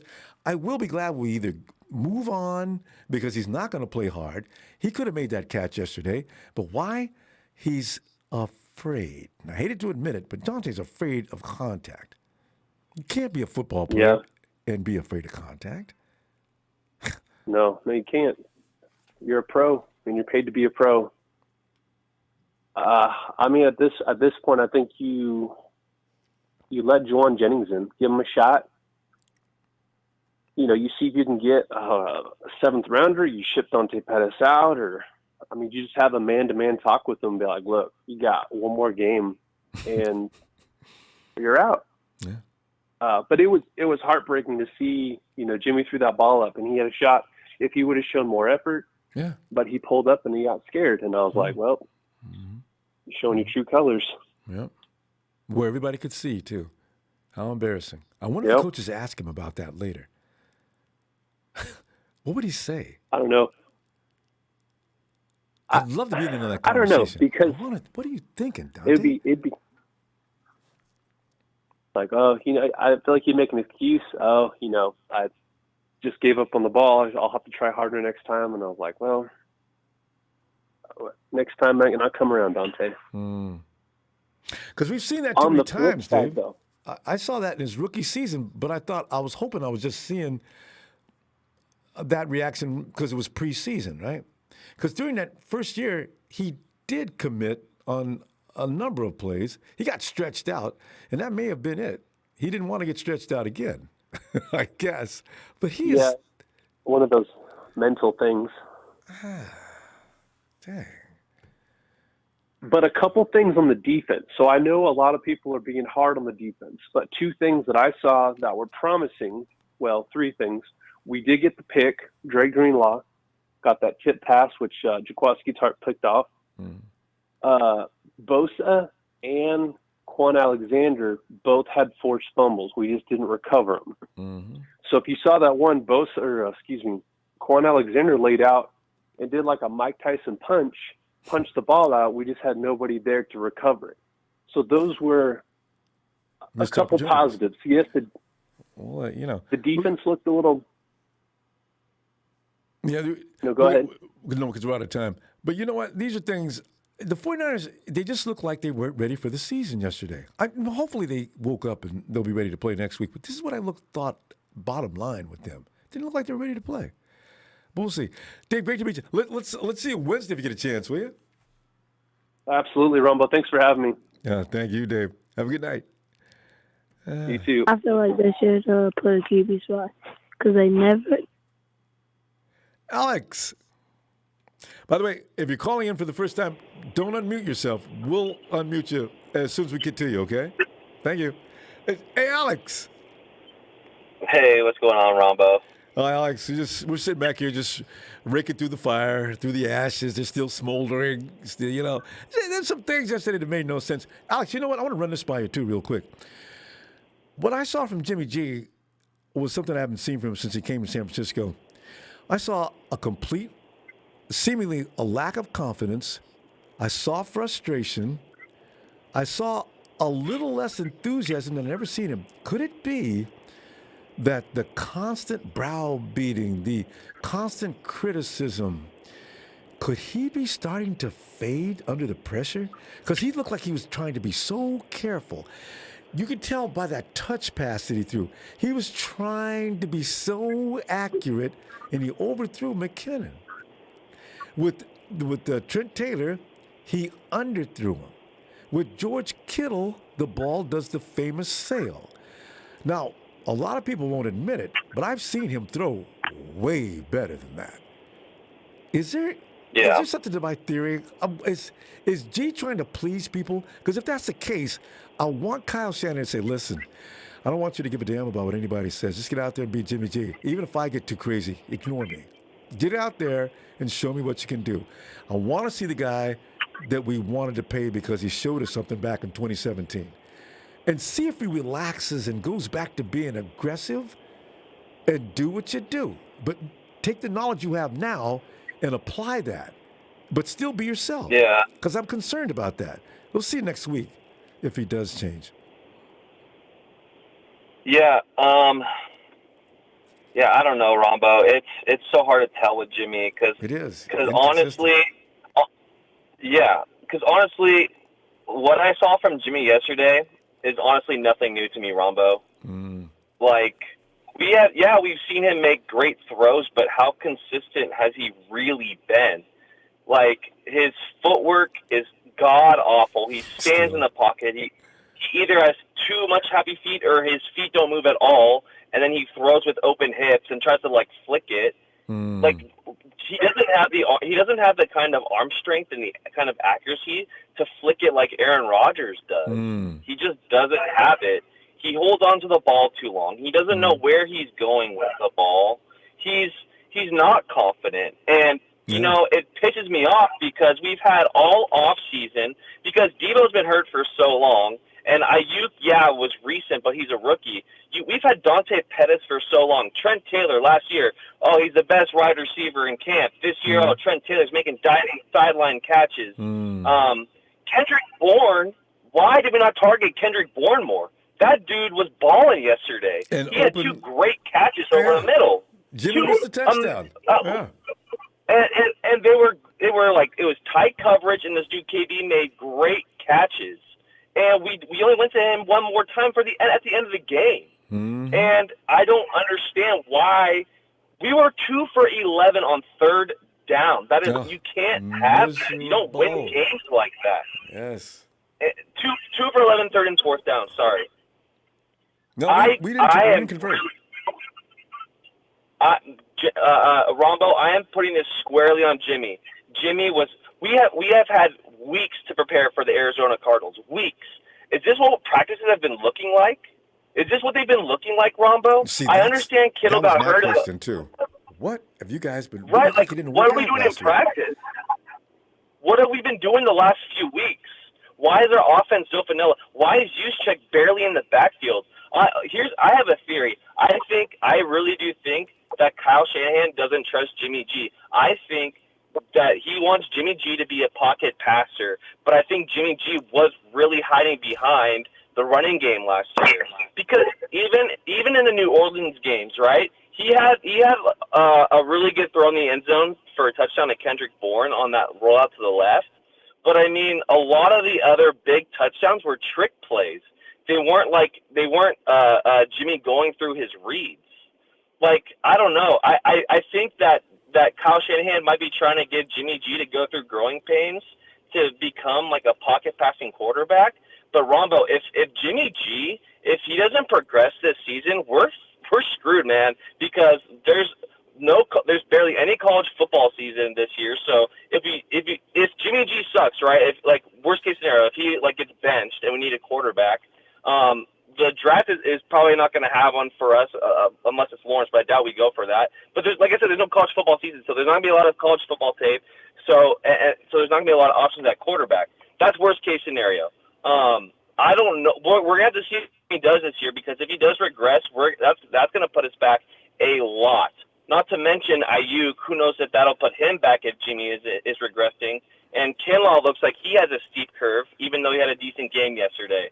So I'm a little worried, Ronbo. I'm a little worried. I'm a little worried for this team. We didn't come out. We didn't come out with fire. We didn't come out juiced. What's all this bring your own juice stuff? Like, I didn't see nothing, Ronbo. The only players that were balling yesterday were Raheem Mostert, Kendrick Bourne, and Trent Williams. Also, where the hell is Jordan Reed, bro? He's supposed to be. He can line up anywhere on the field. I know you might not want to get him hurt, but dude, like, you can't think like that if that's your reason for not him being on the field. Then why bring dude him? Is a baller too. Yeah, why bring him on? So I have a lot of problems with Jimmy G right now, and because last year I kind of gave him a lot of slack because I'm like, okay, this is his first year under this offense. Let's see how he does. He had some great throws. He had some terrible throws, and we know that. We saw the picks that he had. And then yesterday, sailing high, sailing low. He can't figure out where he wants to put the ball, and he holds on to the ball too long. So I'm worried about Jimmy Ronbo, and even if we go and blow out the Jets and the Giants and the Dolphins and the Eagles, who the hell cares? They look garbage anyway. Like we need real competition. Alex, I got to tell you, really see the Giants. Jones is a runner. I'm already concerned. So we'll see what happens. Alex, we're gonna have to go though. And he's gonna. Can I say one more thing, just real quick? Go ahead. Just real quick. Okay. Well, two things real quick. Quan Alexander looked lost yesterday, and stop the hate on Emmanuel Mosley. He was lined up on the best wide receiver in the game yesterday and did not let up one touchdown. Sure, he let up some yards, but he did not let up one touchdown on DeAndre Hopkins. He is the man opposite of Sherman. Shut up about it. Keller Witherspoon would have given up 2 to 3 touchdowns. Right. Done. Period. All right. Tell you what, we're going to see what happens between now and Wednesday, whether or not we're going to add another receiver or if I get a play next week and see what happens. Jimmy G, at next press conference he has, better be better. All right, Alex. Better.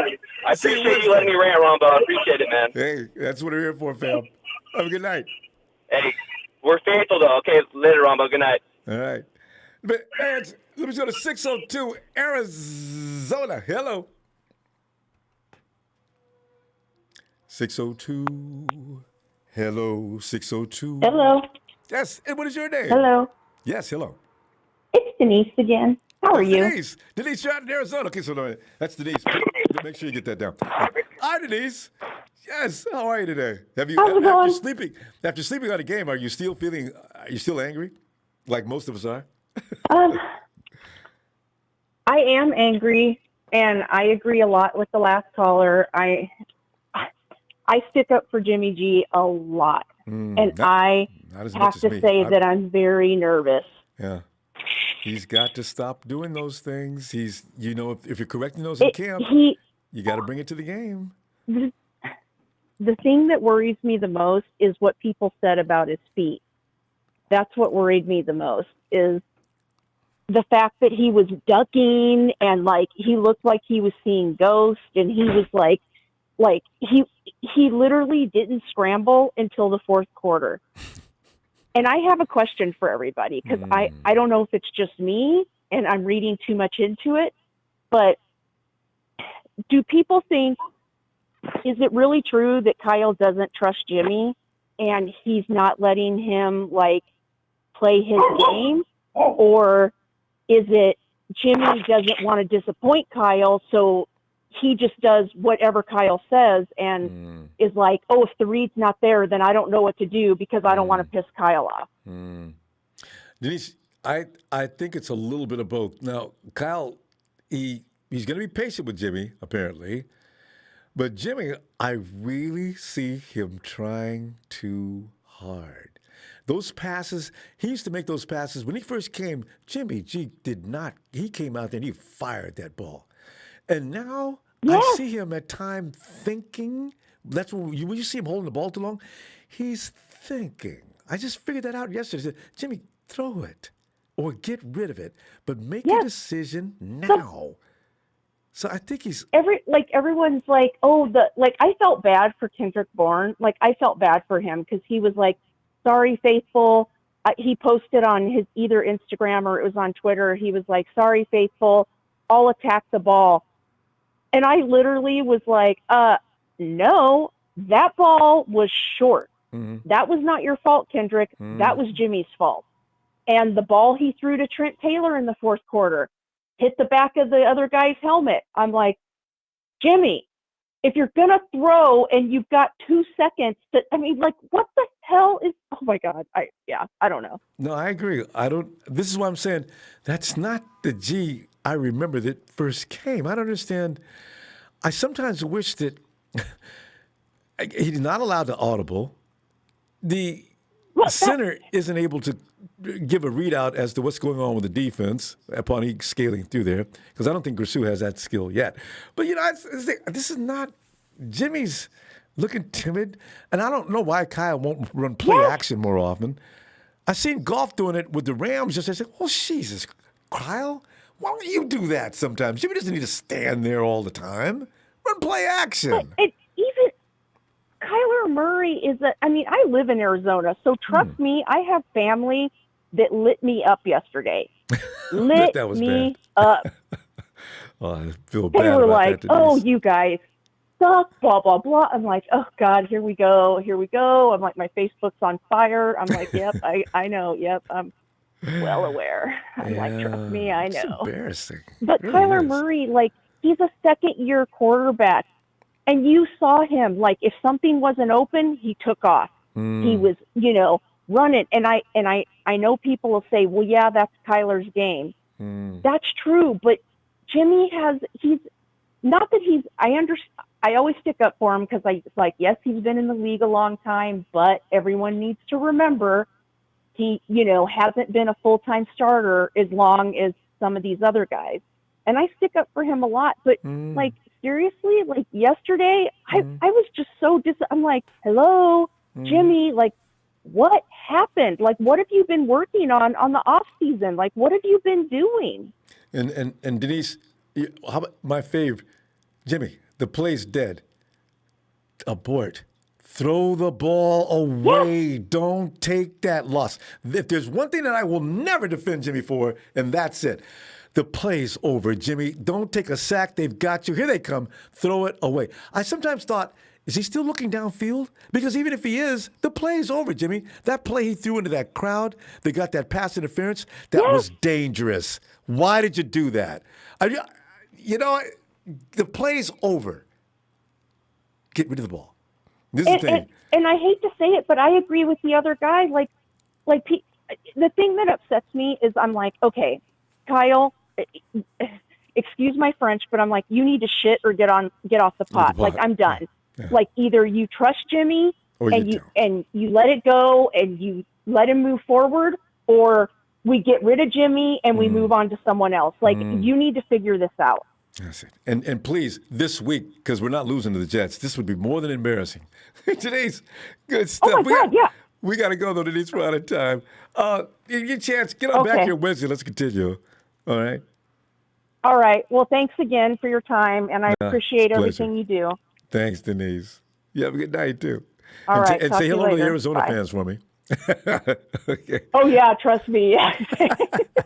Bye, Denise. Bye. Bye. And forget about it. It's night of Mike. Mike. Oh, what's going on, Ronbo? I told you I was going to call back. How the hell are you?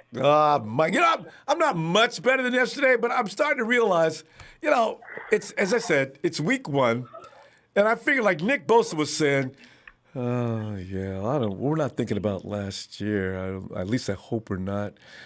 So we're not going to worry too much about this. They're ready to go. I think they took it. Yeah. That's embarrassing what they did. I think you're going to see a better team next week. Yeah. So. Yeah, I freaking hope so. Let me tell you. Hold on, I just put a little. had to put a little fire to that there. All right, let me tell you, Ronbo, I rewatched the game, and you know what? There's one thing that really, really, really bothered me a lot after I thought about it. All right, and here it is, and let me tell you the same thing. They started out this off season. We're coming in the revenge tour and all this other shit like that, right? And now, when you sit back and you think about it, what was the last time we really had to win an important game? Well, it was with 5 minutes and 11 seconds left in the Super Bowl, and we had the ball, and we had a chance to win the friggin' game. And we all know what happened. We all seen the overthrow pass to Emmanuel Sanders. We all seen him miss George Kittle over the middle, where he would have still been running right now with his Super Bowl ring on. He would have been running somewhere in the friggin' desert. and I don't understand for the life of me how the hell you could sit there with yourself, knowing the whole world watched you blow it out your ass, and you get a chance in the very first week. You didn't have to wait long. You didn't have to wait a long time. You get a chance in the very first week of the very next season, of the beginning of your little revenge tour. And what happens? You get 5 minutes left on the clock, 5:08 to be exact, with the exact same scenario. Got to drive the field for the game-winning touchdown. And he blows it not once, but then blows it twice, exactly like he did in the Super Bowl, Ronbo. And I got to tell you, that really bothers me. That bugs the shit out of me. I mean, I don't know what kind of person you are, Ronbo, right? But I know for myself, if I really suck at somewhere, I really mess up something, all right? And everyone knows that I messed up. The last thing I want to do is mess up again in that exact same situation. Now, granted, the Super Bowl wasn't on the line and all that other hoopty bullshit. I get it. But you know what? We had a chance to win the friggin' game. Yeah. And again, he just couldn't deliver, Ronbo. He couldn't deliver. And everyone's saying about Shanahan not trusting Jimmy. I really don't think it's that. I do think Shanahan tries to outcoach himself too much. I think he likes to be the reason why we score every time. I mean, if you notice that, it was a caller or two back, I think. I really liked that guy. He sounded really good. He knew what he was talking about. All right, and he said the same thing as far as for you trust the guy to make a play, but at the end of the day, the guy's got to make the play. The guy's got to make the play, and whenever we score, a lot of times it's to a guy who's wide friggin' open.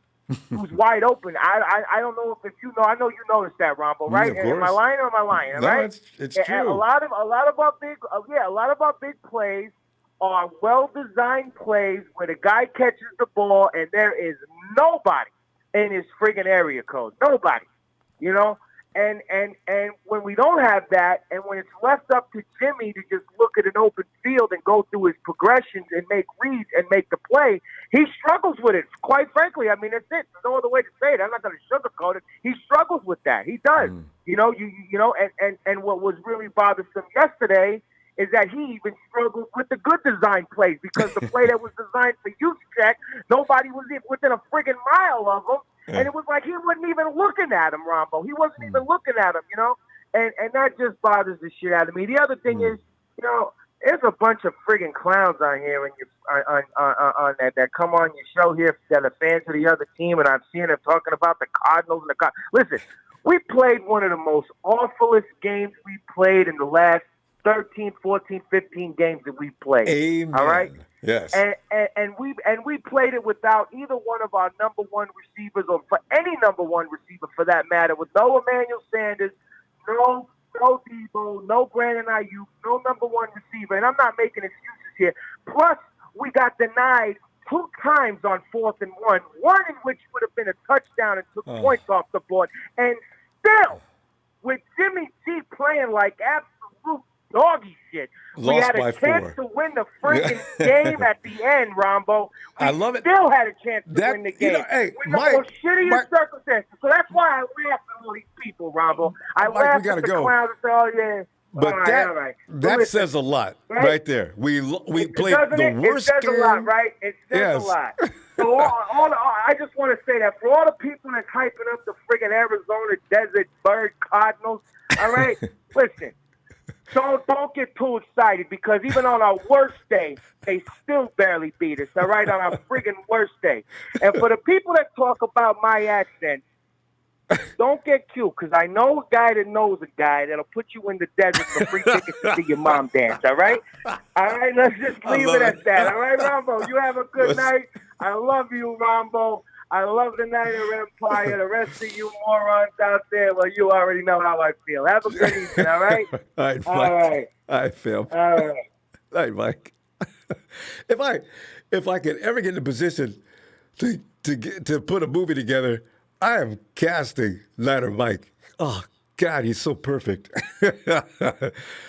Takashi Shinyama. Hey, Takashi, good to see you. I haven't talked to you or seen you on social media a long time. Thanks, fam, for that contribution. And he paid me in yen. That's what I like the most. Another blessed season with Ronbo. Appreciate you. Takashi, appreciate you too. Johnny V. Ronbo, my man. Johnny, you know, last time I think we talked, you'd had about enough of some people in the chat. So now you know, if you need somebody taken out, just get with Niner Mike and he'll have it happen. That's my man. I love that guy. Jesus Christ, I love that guy. Awesome. My God. Absolutely. Yeah, Rumble, I just take my shots at the chat before production gets in when the time just clamps down. I just get to get all my nasty out right then and there. But anyway, Rumble, let me be real quick, man. Okay. Instead of talking about this goddamn Cardinals game, you know, caller in, caller out. We know Jimmy sucked in this, that, and the other. But let me tell you something, Rumble. I've watched the game from last season against Arizona. D. Buckner, whatever. Say what you will. That didn't change a damn thing. That didn't change a damn thing Sunday. What did change, Rumbo, is that we don't have a damn receiver to catch the ball. I watched Jimmy throw the ball. His feet are planted. The man is moving. He's hitting Sanders. He's hitting Kittle. He's hitting KB. We're running the ball. The Cardinals just got a little better up front, and we don't have anybody to go up and get the ball. We just don't. Either I'm delusional or Jimmy's broken. He might be broken. You know what? Let me spotlight that one thing. He might honestly be broken. I just want to say, you know what? When that ball went over Trent Taylor's head, I said, Jimmy, he's not 6'2". You got to bring that ball down. Right. So you're right. He needed somebody to be able to climb the ladder on that. You're going to need some guys to be athletic on certain throws. Today, that's true. No doubt about it. No doubt about it. We need acrobatic receivers. Listen, I've been watching the games today. Okay, I'm watching the game now. Watch the Steeler game. The Giants quarterback Jones, guy is mobile, but he has the accuracy of a blind man. He couldn't hit the broadside of a damn barn. But that's besides the point. We don't have a guy to go up and get the ball. These quarterbacks today, I'm watching Tannehill just throw it. Do you know that they just put the ball up in the vicinity of the receiver, and the receiver goes up and he makes the play? We don't have that. Yeah, no, we got to hit the guy right in the numbers of the chest just for him to lock it up. And Jimmy's last game against the Cardinals, he's whipping it, Ronbo. He's whipping it. Tight passes in small spaces. He's making it happen. I don't want to hear you guys talk about Trevor Lawrence one more goddamn time. I'm going to teleport in that damn chat and I'm smacking your goddamn mouth. I'm telling you, Ronbo. Don't worry about Trevor. He's not coming. We need athleticism at the receiver position. With Debo's broken foot, who the hell did you think you were, brother? You've been running around on a broken foot like you didn't break it. You know, last time I thought, I'm not a doctor, Ronbo, but when you break a goddamn bone, you the need to last let it thing heal. you do is run around stomping on it, showing the world on Instagram and Snapchat and every other little bullshit social media outlet that you can run and you can jump and you can do. And here we are, week 1, 0-1, and your goddamn foot hurts. Who the hell didn't see that coming, man? You know, most of the time you break your foot, you chill out, man. Take it easy on your foot, man. Take it easy. Don't do too much. No, we're running around, jumping up and down, climbing the ladder, jumping off of it. Do whatever the hell we want to do to test his foot out. Now we need you, and you've been too busy tap dancing for the last 2 months. And now look, your foot hurts. We're set back 4 weeks. Bullshit. Ronbo, we need a receiver. We need a receiver that can go up and get the ball. Yeah. Jimmy trusts no one. No one trusts Jimmy. And I don't really know what else to tell you. I really don't have much more to tell you, man. I'm pissed. I've got several things. I still think he has the makings of a solid, and he could be a great quarterback, but it is going to take a better crew of receivers. He's going to have to at least have Debo. Debo and George alone got it done last year, too often for him to say it. And Emmanuel Sanders made a big difference, too. You have to look at that and realize, is it Jimmy or is it the wide receivers? Maybe 70% of the time it is Jimmy, but it's not always Jimmy, and like everybody wants to believe. Now, if you don't like Jimmy and you amplify on every mistake he's made, nothing he's going to do in the future is going to change that mind. But if you look at it completely, you'll see that there are times it wasn't all Jimmy's fault. That's why I keep sticking up for him. Robert, he's not confident in the men that he has right now. I'm not confident in who we have right now. Yeah. I'm not. Yes, he threw the ball. George Kittle jumped up, got hurt. Shame on you, Jimmy. Okay? And George Kittle downplayed that shit because he knew that his buddy was going to get toasted. But that's besides the point. I'm telling you right now, Ronbo, either Kyle dislikes Jimmy, last year that guaranteed money, and he'll hold the door for him on the way out next year, or or something's got to change. You got to replace him, though. Everybody's the Jimmy Hate crew has got Aaron Rodgers coming to San Francisco next year, though. So That's bullshit. We'll see. Ronbo, we've seen Jimmy do what Jimmy can do with receivers. Yeah. With competent receivers, he can get you the ball. Yeah. But 2017 Jimmy and 2020 Jimmy, broken Jimmy. Yeah. Something's not right. Either he's broken or we don't have the weapons we need. We'll see. We're going to see what's happening. Hey, I tell you what, John, I am so in support of this. I'm telling you, man, I agree with you. Some things, not just You just Jimmy, have to watch last needs season. to be changed. Don't talk about his footwork. Yeah. He has the ability to get you the ball. But if you don't have anybody to catch the damn ball, then we're as good as toast. Yeah. All right, my man. All right, fam. Rumble. I'll see you Wednesday. My pleasure, brother. Hey, I love good you, my stuff, man. John. Thank you for everything you Thanks, do. fam. Take Back care. at you. You too. Good night, my man. Night. Yeah. We got people over here trading for Nick Foles. Now, I like Nick Foles, but I don't know about that trade. Anyway, Mark Lamar says, Ayuk better ball because Judy looks great. CeeDee Lamb didn't look bad either. Ayuk, Kyle, and Jimmy both love Ayuk. So let's see what happens. We got something up here. Please. Can we bring it down? And Mark Espinoza says, I love you, brother, but Jimmy ain't it. If he was elite or as great as he would be able to succeed with what he has and elevate the players around him, he needs players to succeed. He's been exposed. Mark, thanks for the contribution. Well, it could be true. I really do believe sometimes, though, he gets blamed sometimes for things that weren't completely his fault, and maybe not enough. But we'll see as the season progresses, because the 49ers are not going to spend the rest of their time with Jimmy if if things stay the same, I'm pretty sure. The problem is, where do you go from here? You're going to go into the quarterback. Who are you going to get? Are you going to let Nick start? There's so many.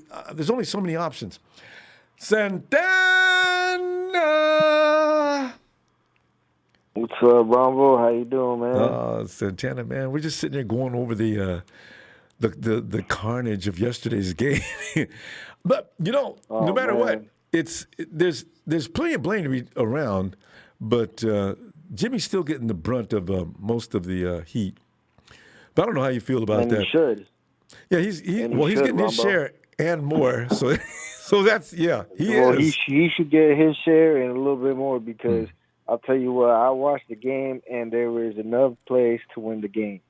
You know. He didn't have the vision and he didn't execute. So he does get the bulk of it. But I mean, yeah, like, man, Ronbo, I'm just pissed, man, from seeing this from the 49ers, it's just embarrassing. The way they played is just embarrassing, you know. I was reading an article on Jerry Rice saying that even pissed me off more when I read it. He said that halftime they were playing music in the locker room, and he saw this. He said he wasn't going to say any names, but he saw someone dancing, playing music like nothing was going on. Like, that's what it's bad. And he was like, Jerry, he kind of said like, yeah, it's cool, you know, but you haven't made any catches, you haven't done anything in the field. So you know what he was talking about. Yep. Yeah, I'm pretty sure it was Dante Pettis or something like that, man. I mean, you know, so it's like that's another person. Dante Pettis needs to leave, Ronbo. He needs to go. I don't know why Kyle Shanahan likes to keep C.J. Beathard and Dante Pettis. Like they haven't proved anything. Let him go. Like why are you holding him? Why are you holding him in the team? What's the point? They bring nothing to the team, Ronbo. Nothing to the team. I'm just done with Dante Pettis, man. I'm just done. Cut him now. You know, this was his chance, Ronbo, to get another chance to show that he deserves to be in the team. But not even that, you know. So it's like, man, get him out of here, you know. So, Ronbo just pissed me off. And then another thing too, D Ford, man, like what's going on with D Ford, Ronbo? I have no idea. He cannot play. He can't give us a whole game anymore. You know what? He shouldn't have started anyway. Kyle said, well, there's something going on with D's calf, and we want to take it easy. D said in his press conference, he says, no, when you start having problems with your calf, it can lead to a problem with the Achilles. Then sit your ass down in another couple of weeks. Don't come in the game and play 5 minutes and go back and sit down. That really bothers me. So we let go of DeForest Buckner to keep D Ford, right? That was a problem. No, we got rid of Buckner in order to sign Eric Armstead, who, by the way, made me tired yesterday too. Eric helped out with one play, one. That's as good as I don't Javon know Kinlaw. what's going on. I don't know what's going on in that locker room, but they need to get that shit together, man. Kyle Shanahan and they need to get that team together and figure out what's going on. All these guys are getting injured. You know, and not only that, man, Robert Saleh, you know, like he needs to make adjustments, man. If you see something's not working, do something. You know, everybody's blaming Kyle Shanahan. No, but I don't hear anybody saying about Robert Saleh. You know, it's like you're the coach, bro. You're the defensive coach. Make a fucking adjustment. Make something happen. Don't let Kyler Murray and DeAndre Hopkins fucking have a day with your defense. And they've changed something in the secondary. I just realized this is why I used to always complain about changing coaches. The new guy, Odin, is coming in there, and he's implementing a new plan for the secondary. Now, we saw Jimmy Ward made a play yesterday. Okay, that was good. Yeah. But this thing about... That was good, yeah. Richard Sherman's playing a different role now. There's miscommunication going on now. See, you can't play fast when you're learning something new. If it should have been yesterday, they should have been in their old defensive system. This isn't. We failed yesterday on a number of fronts. It was embarrassing, Ronbo. And I mean, I saw that they're bringing in Ziggy Ansah.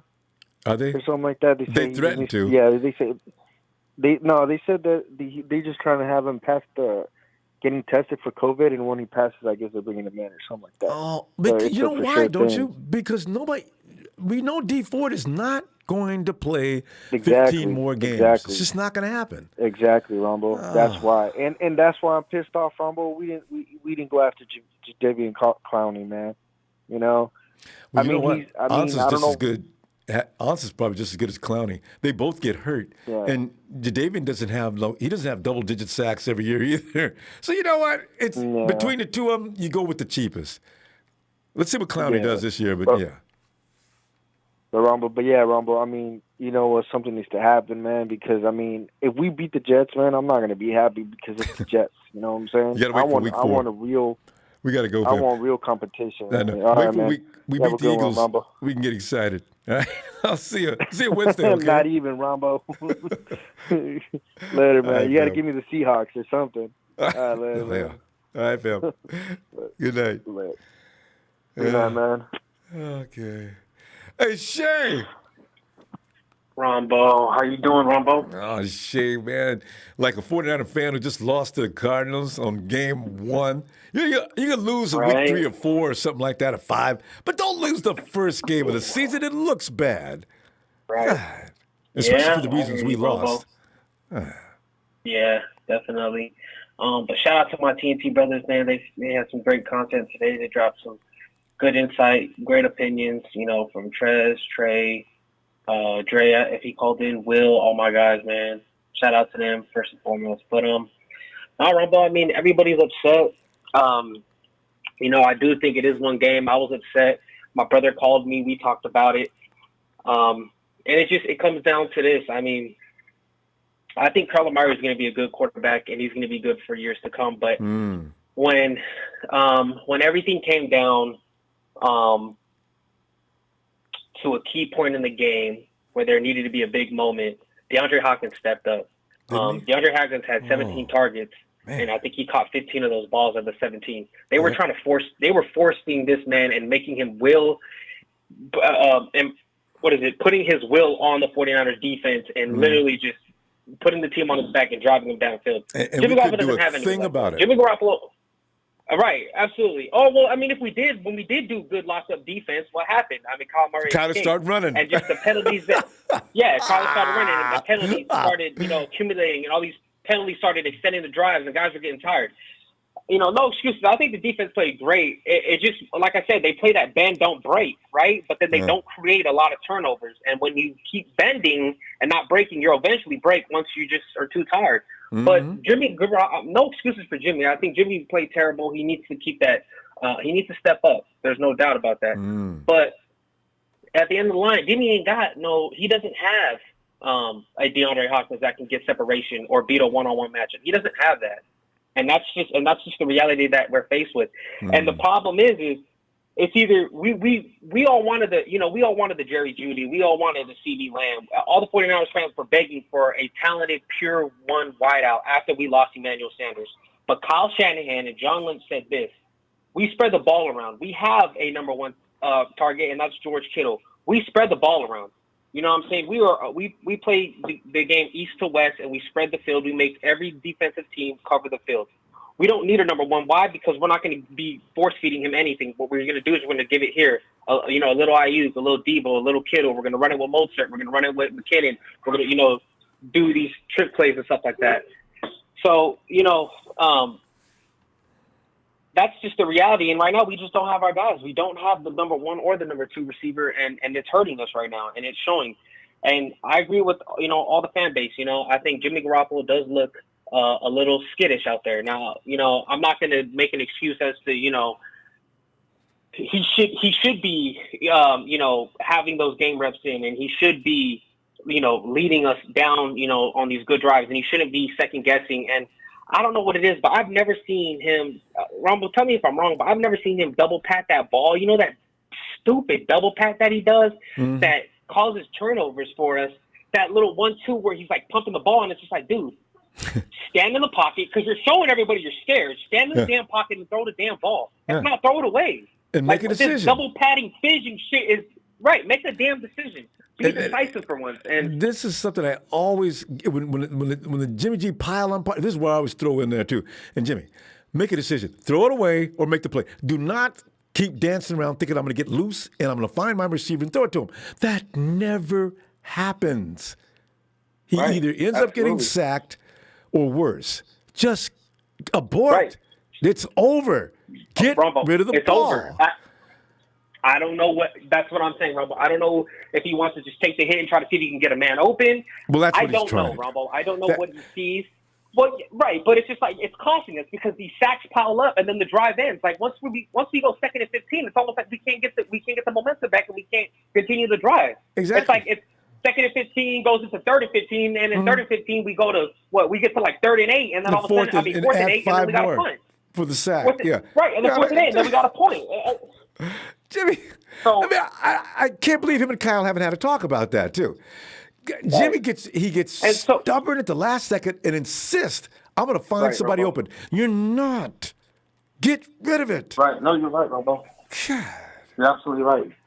And the final point that I'm going to make, Ronbo, is this. I think that Kyle is a genius. He is. He just has to get Jimmy thrown early and often. You got to get Jimmy feeling loose out there.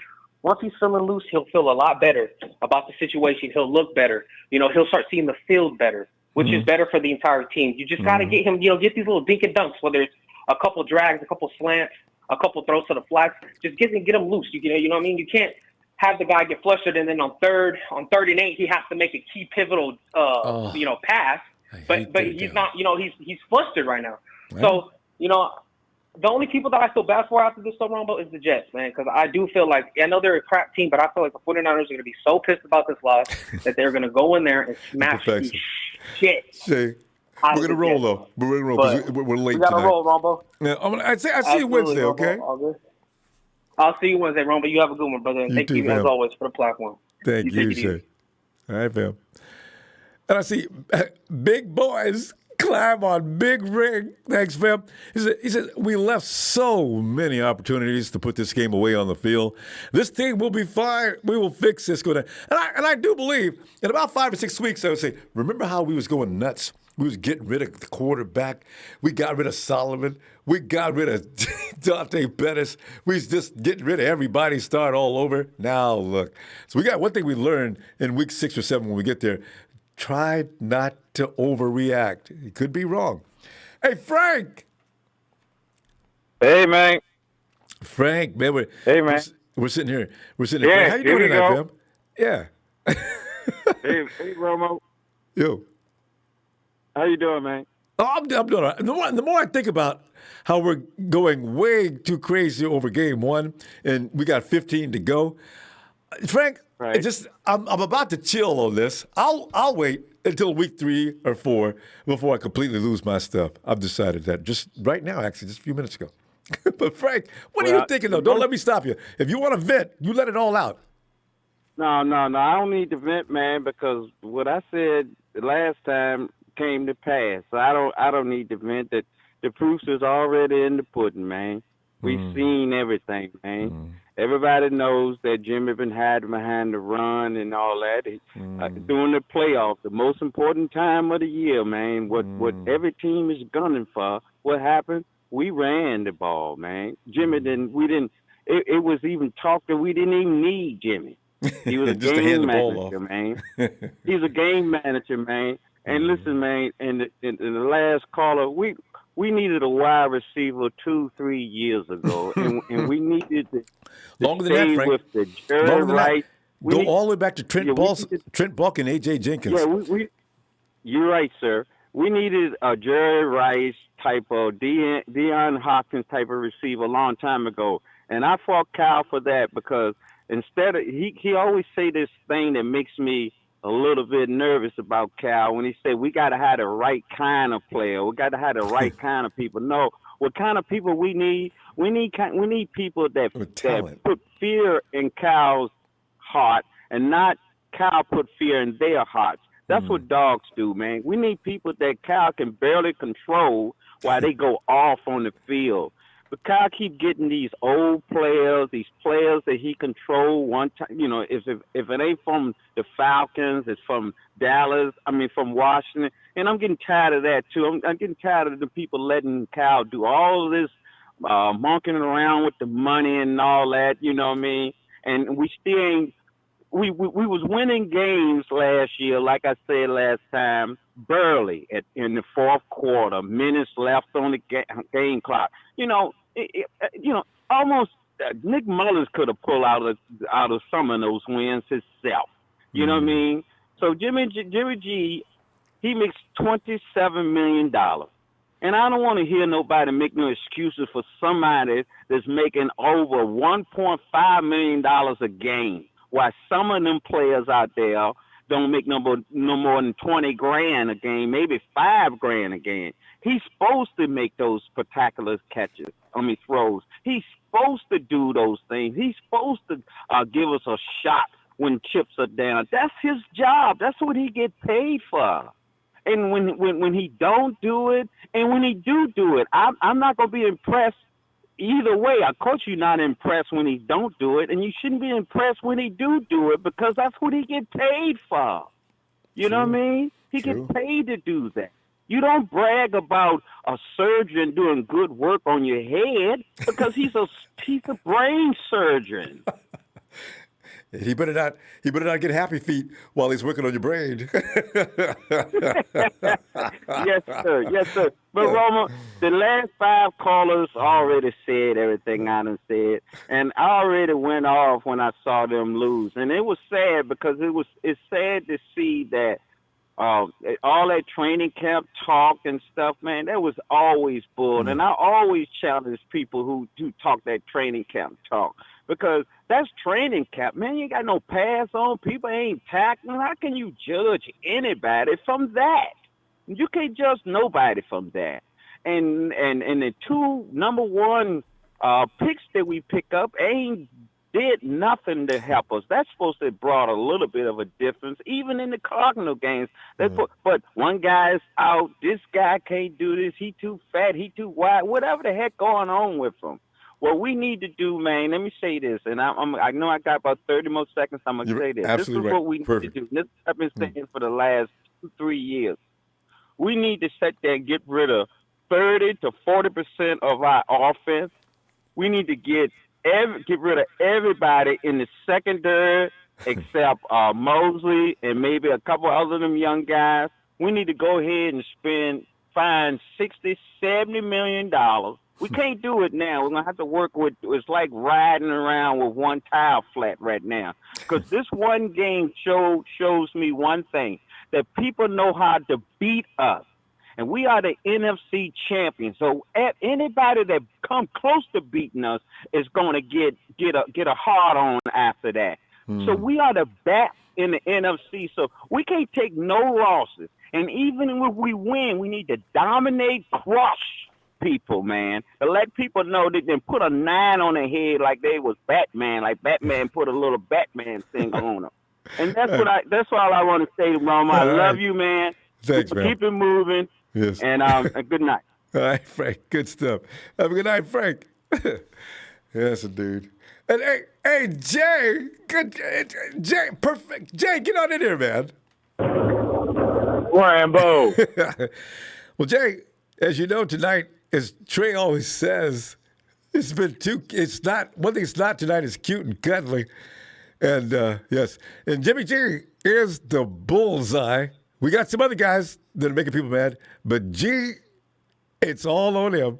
So, Frank, your assessment of this fail, what are you thinking?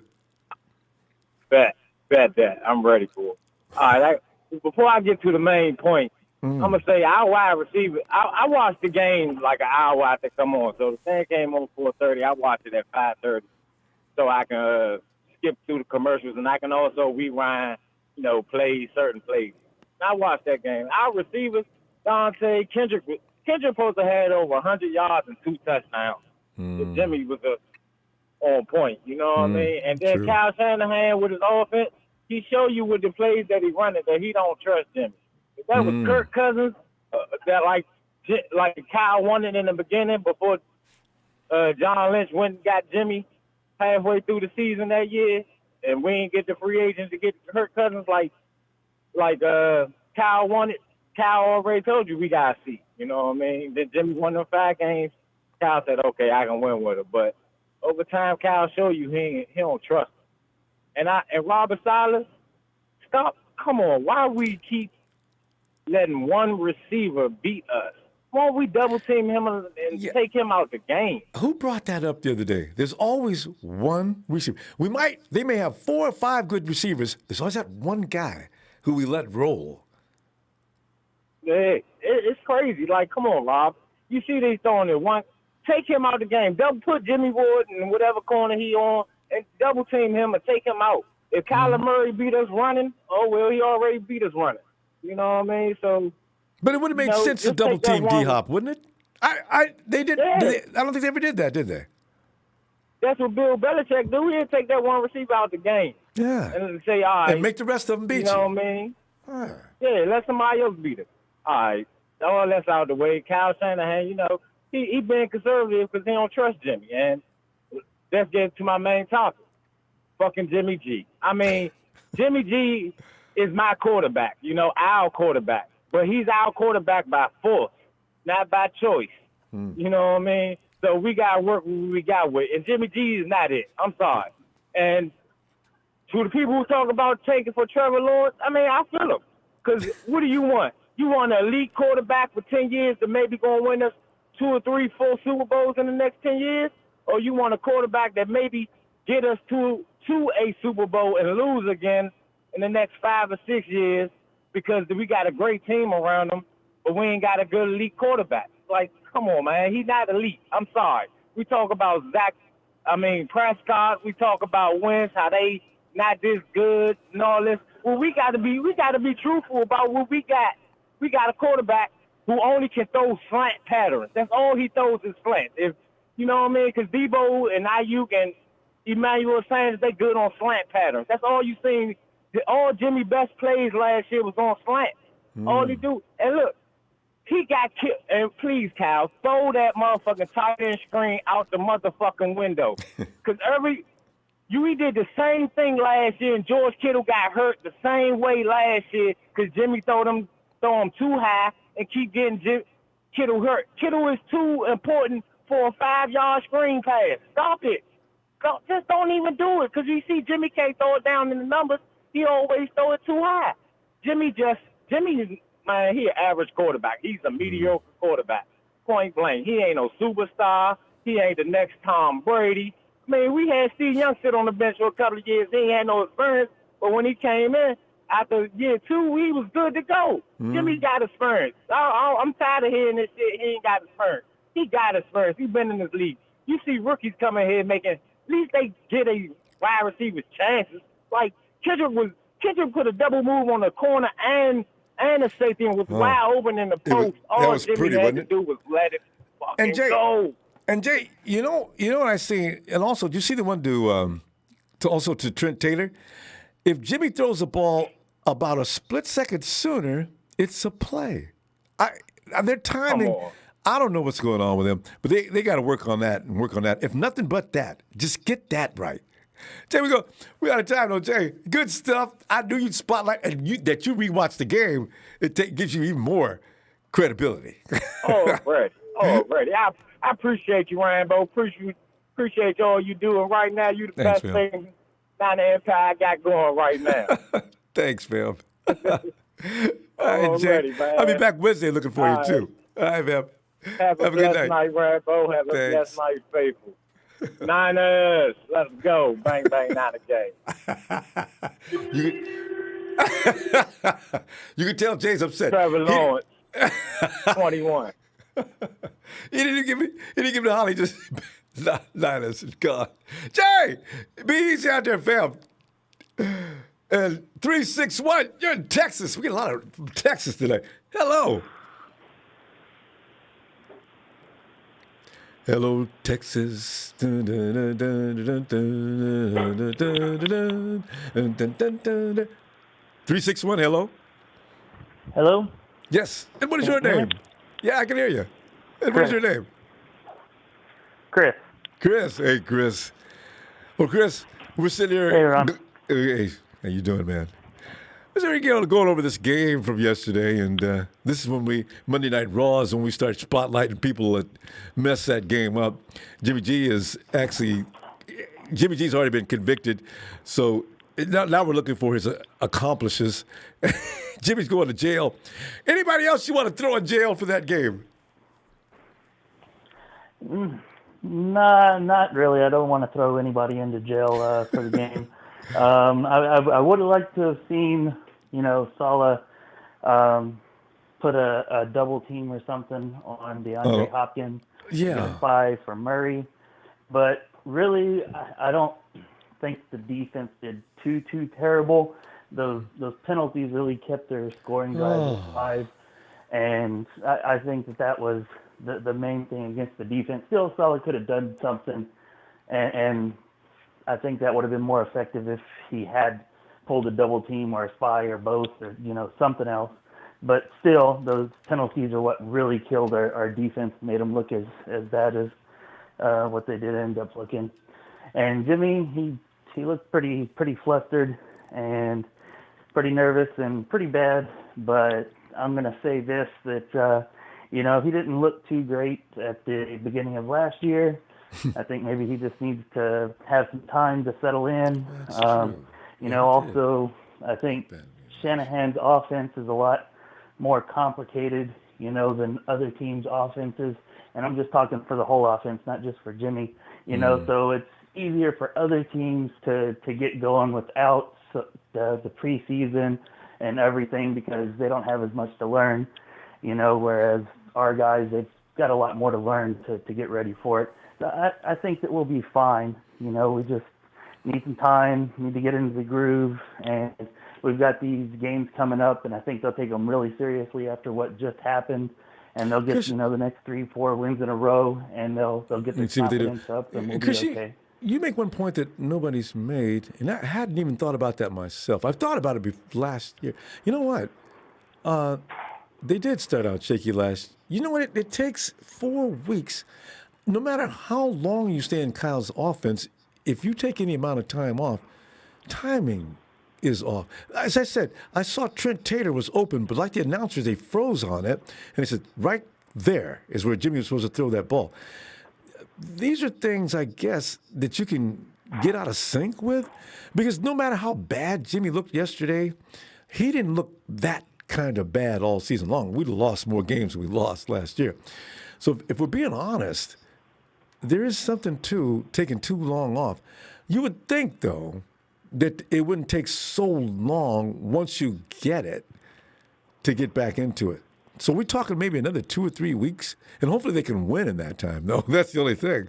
Before the passing game catches up with the running game. Because you know what? The best play of the day was that shot when, Mostert hit the crease, and Jimmy hit him in stride. That was the best pass of the day. Yeah, for sure. It definitely was, That was beautiful, and I was really thinking at that point, like, all right, we're probably going to run away with this, and, well, you know what happened after the blocked punt. Tammy, I wasn't making excuses. Why does everybody, every time I come up with a theory, it's an excuse? It's not an excuse. I'm just an opinion. God. Yeah. Go ahead. I want to make it clear. I'm not making excuses either. I mean, Jimmy, we're talking about it. Did do pretty badly, right? Yeah. Just talking about it. Yeah. I mean, that's just what I think. Like I'm putting some reasoning to it, and I think that they'll definitely get a lot better. Nobody needs to be fired or put out the pasture or whatever. Maybe Pettis, but definitely nobody else. Yeah. Now, Dante, I will not theorize. I'm done. Dante's scared. A guy that's scared, there's nothing you can do for him. He's not going to get better. Yeah, that pullback kind of said it all. I was holding out hope after all the reports from training camp, but that pullback said it all in my mind. Send him to the practice squad and bring up White or I don't know, somebody. Jennings. Anybody. Just bring him somebody's not scared. Jennings. Yeah.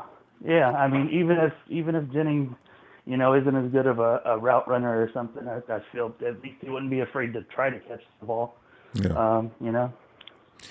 But anyways, I think that we'll be okay. People just need to give it some time, and it does suck. Like I said, I felt really bad about it, but I think that we'll end up being okay. Yeah, I think.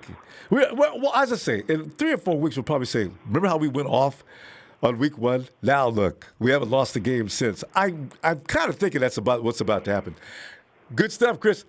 Let's see you Wednesday if you get some time, huh? Okay, yeah. I'll try to call back in on Wednesday. Yeah, Thanks, great to Ronbo. meet you, Love the too. show and keep doing what you do. Thanks, man. It's good stuff. All right. Have a good night. Have a good night. And let's go to Ellis. What's up, family? Ellis, I've been accused of making excuses, so I'm not going to say anything. If I say anything positive or anything away from the blame of Jimmy, I'm making excuses. So you know what? It's your time. What are you thinking about this game? As far as some of the things, are we bringing in Sanu? What else can I say? How about Solomon Diggs? Another game we didn't bring anything. What else can I say in order to avoid the Jimmy? Making excuses for Jimmy. I'm not making excuses for Jimmy. I was just thinking. Because I do sincerely believe, though, that the timing issue could be corrected. That's all I'm going to say about that. But go ahead. Yeah, man, it was kind of like I was saying, yesterday, and then one of the female callers had said something about what's he been doing during the off season. I mean, it's Sharon?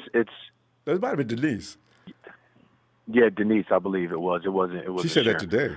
But yeah, man, I'm curious as to what he's been doing, because if you think about how much money and how much access these guys got, you could go from, you could put on muscle, you could put on so much mass and get built in ways that they got the money, they got the state of the art, the best stuff money can buy. I just don't understand why he hasn't built his strength in his upper body up a little more, and while strengthening just your entire body, like strengthening your core, strengthening his shoulder, his arms, so that he can get some more zip on that ball. Because it seems like he likes lofting the damn ball instead of knowing when you got to zip it in there like real quick before a defender turns around. So you gotta zip it in there. There's different ways that you need to throw the ball. Then when you're going to air it out, you got to you can't throw it off your back foot all the damn time. And if you are going to throw off your back foot, you need to throw it that much harder. Because if you're not leaned into the pass and you're not using, your mechanics properly, then the ball's not going to get there. And Jimmy knows better than that. And he underthrew, Trent and KB, and he threw a couple of other, silly passes. And, I just don't know what the hell he's doing. I don't know where his head is at. And it has a lot to do with how serious is he really taking this. He's kind of, everybody keeps talking about his looks and all this other shit. It's like, man, these are fucking football players, y'all. I'm tired of hearing the looks and the pretty boy stuff, and you guys are pumping his head up and he thinks he's like a supermodel. My man, you play in the National Football League. That shit don't mean nothing. You got to come in here and play and get dirty. You got to get pissed off at yourself. You got to snap out of it, and you got to get with it, get aggressive, start taking ownership, and demand yourself to play better. And then, indeed, it will fall on the team and the players will. KB should have got the ball way more. He threw that high-ass pass to Trent Taylor that you were talking about. Like, you have to know Trent is on your right side. So if you're throwing the ball to the right, you got to throw the ball down lower. You can't throw it to him like he's, 6'2", 6'3". That's not one of your tight ends. It's not Jordan. It's not George. It's being able to decipher those things and move and operate before you step up to the line of scrimmage, where everybody's lined up, okay, so-and-so's on this side, and then looking off the defense, not if you know that you're more than likely going to see something on the right-hand side or you feel that way, then you need to be dropping back, looking left, and then going right, or vice versa, or, just start conditioning yourself to do that as a quarterback, and you'll get better results. But I don't know what the hell he's doing. I don't know what the hell is going on. And actually, when Jimmy's on the sideline, he's pumping up his guys and stuff, he seemed to have, they showed the camera on him isolated one time, but he looked completely, he didn't look like his confidence was gone. I saw fear. I had never seen him look like that before. I was, oh my God, that's looking like Dante. Nobody looks that scared. Like he called the Pettis bug. Dante brings a new meaning to fear. But I mean, Jimmy's face looked blank and like, whoa. So I don't know. And I don't want to make it all about him. Coach Saleh and the defense, they definitely got to step it up a little bit. The offensive line. I mean, I don't know if anybody's been talking about Trent Williams. I didn't see anything too crazy about Big Boy Trent.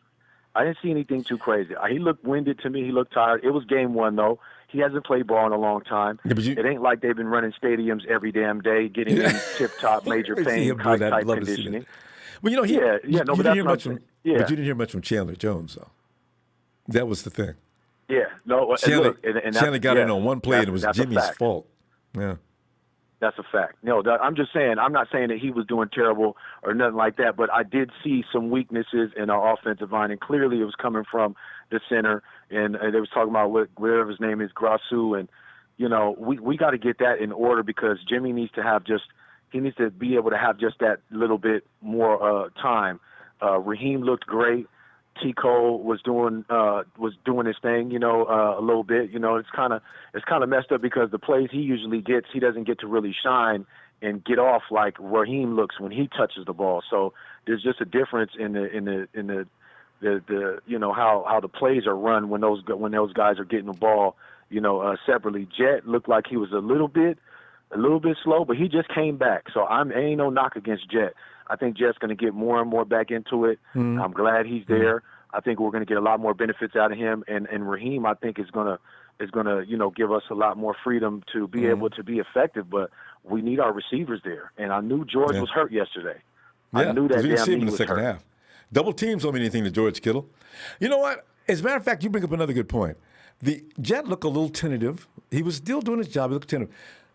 For the most part, Jimmy looked weirdly tentative and mistake prone and aiming the ball. And as a quarterback, if you're aiming the ball, Jimmy looked like he was aiming the ball and he missed. I said, Jimmy, throw the damn ball. I'm thinking he's missing throws now.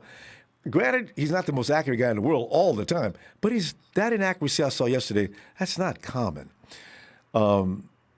This is the thing. If you're not ready to play, then we got a problem if they're not going to get ready to play the next week. I want to see Jet execute a little harder. I want to see, because Heem was the only guy out there that said, shoot, I'm in charge here, Jack. Give me the ball. Shit, come on. And the offensive line. Feed me, Seymour. Yeah, they should have ran more behind Trent Williams. McGlinchey was not having his best day either, and he gave up about 4 pressures. So, we got some things that need to be worked out before that's a smooth running machine. But looks like we got to go. I'll be back Wednesday though. All right. Yeah, right on, family. And we're gonna be all right, y'all. But we need just guys to start taking accountability. Coach Salah's got to make some adjustments with the defense too, as well. Like a callers were saying earlier, it's a team effort, man. We got to do it all. But when you're the general of the field, you're the quarterback. You are going to take the brunt of everything, especially when you are clearly doing shit that you're not supposed to be at this point. We can't keep making excuses for him, and it's going to be on him at the end of the day. And if he doesn't, we're going to be seeing Nick Mullins coming pretty soon, y'all. Stay tuned. Maybe, yeah. Gets Kyler. We'll definitely bench him. Much That's love, how Much CJ love, got Make in. sure y'all hit the like and subscribe. Yeah, man. We he's hungry. Nick is hungry right now. But anyway, much love to you, family. I'll see you on Wednesday. Respect. All right, looking forward, fam. All right, nice. Peace. And Eric code is 916.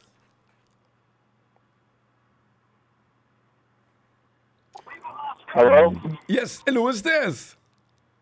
Yeah, what's up? My name's Dustin. Did you say Stephen? No, Dustin with a D. How do you spell that?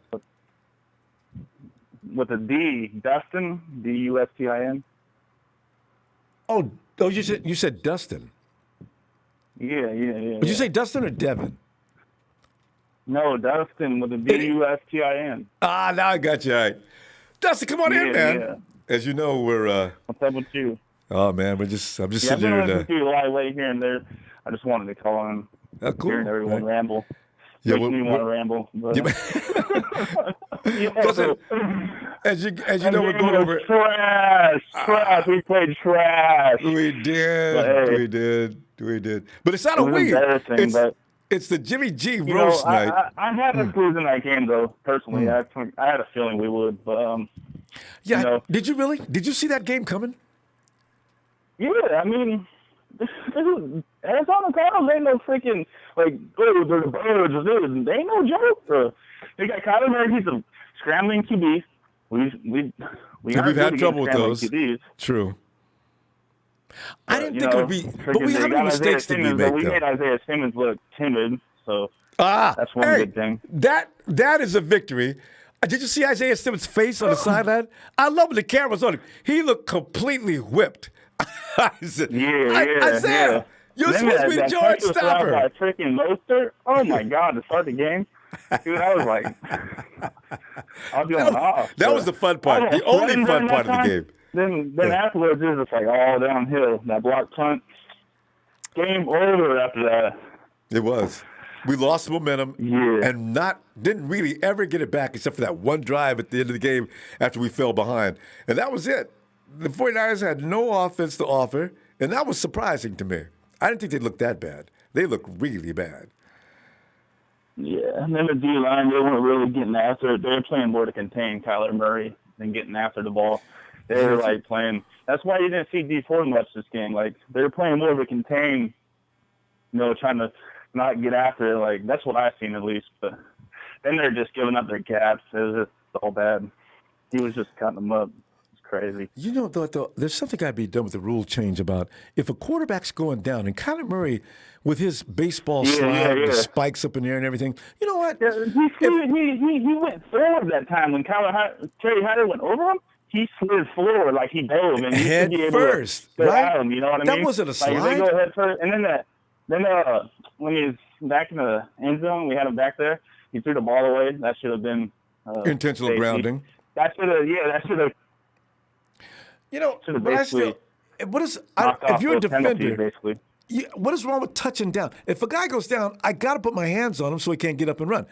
The officials didn't want that either. Don't touch him. Once he goes down, don't touch him. Well, what if he gets up and runs?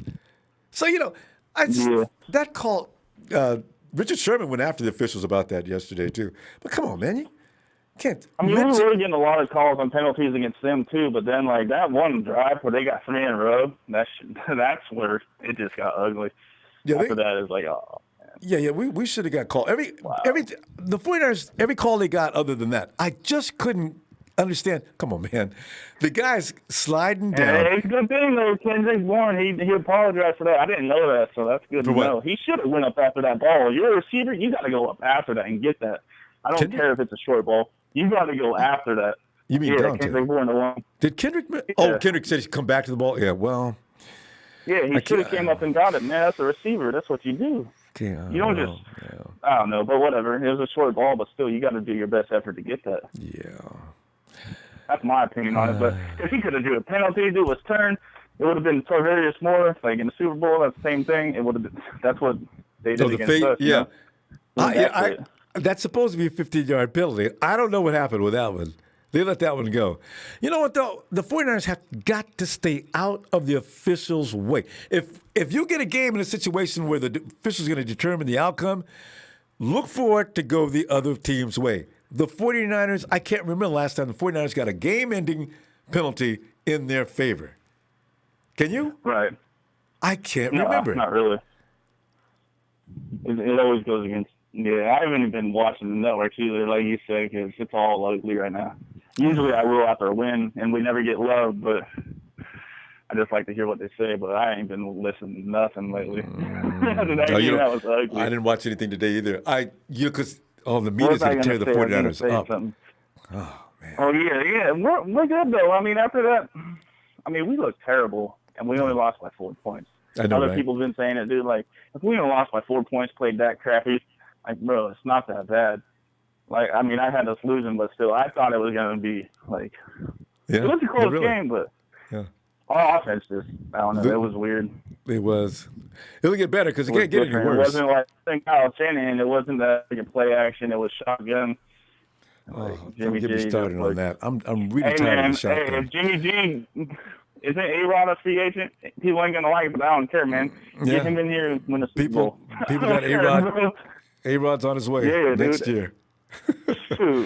Although we did beat A-Rod to death twice last year. I'll be just saying. Yeah, that's the defense. All right. Damn it. That's something. I gotta go. Well, let's see you Wednesday if you get a chance. All right. That's it? All right. What? Oh, God. This is what we need. Oh, it's Rudy's on the phone. Oh, God. Yes. Ronbo. Yes, Rudy. Yeah, here we go. Yes, hey, Ronbo. Yeah. Hey, I just want to tell you, how about them Cowboys? We got to take care of them Cowgirls and open up our stadium right. And Ramsey had to sell that. Ramsey had to sell that penalty. That's what he gets for putting his arm on him. He shouldn't have armbarred him. But I know what. I didn't finish watching the game. What are you talking about?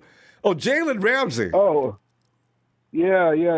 There was a bomb at the end, and they were fighting for position, and the wide receiver had a step on him, but he still put his arm out like to armbar the guy, Ramsey, to keep him off. And Ramsey sold the call, and the Rams got the offensive pass interference. Which wide receiver? Who Who the hell is it? Damn. I don't remember who. I don't remember which one it was. It wasn't the $100 million man. No. Okay, so Gallo, was it Gallo? Yeah, I mean, they've got is that his name? He's the other guy. I think it was Gallo. Yeah. Yeah, I him and Ramsey were going at it. But when I was first watching, they were really going at it. So yeah. Yeah, we looked pretty good on offense. It looked like 2018, but we couldn't get in the end zone, so we kept the Cowboys around. But you know who would impress me was Alden Smith. Alden Smith looked pretty good. I saw a few plays of Alden Smith. I said, look at Alden, boy. It looks like he's serious this year. He might be comeback player of the year. But I just want to say, you guys lost that game. That was almost a trap game. Because they had that game circled. That's what happens when you come off the Super Bowl. Just like in last year with us, all these teams are gearing for you, and they had that game circled the whole time, and you guys are missing some players. So that guy running around, he keeps the plays open. So you guys will be all right.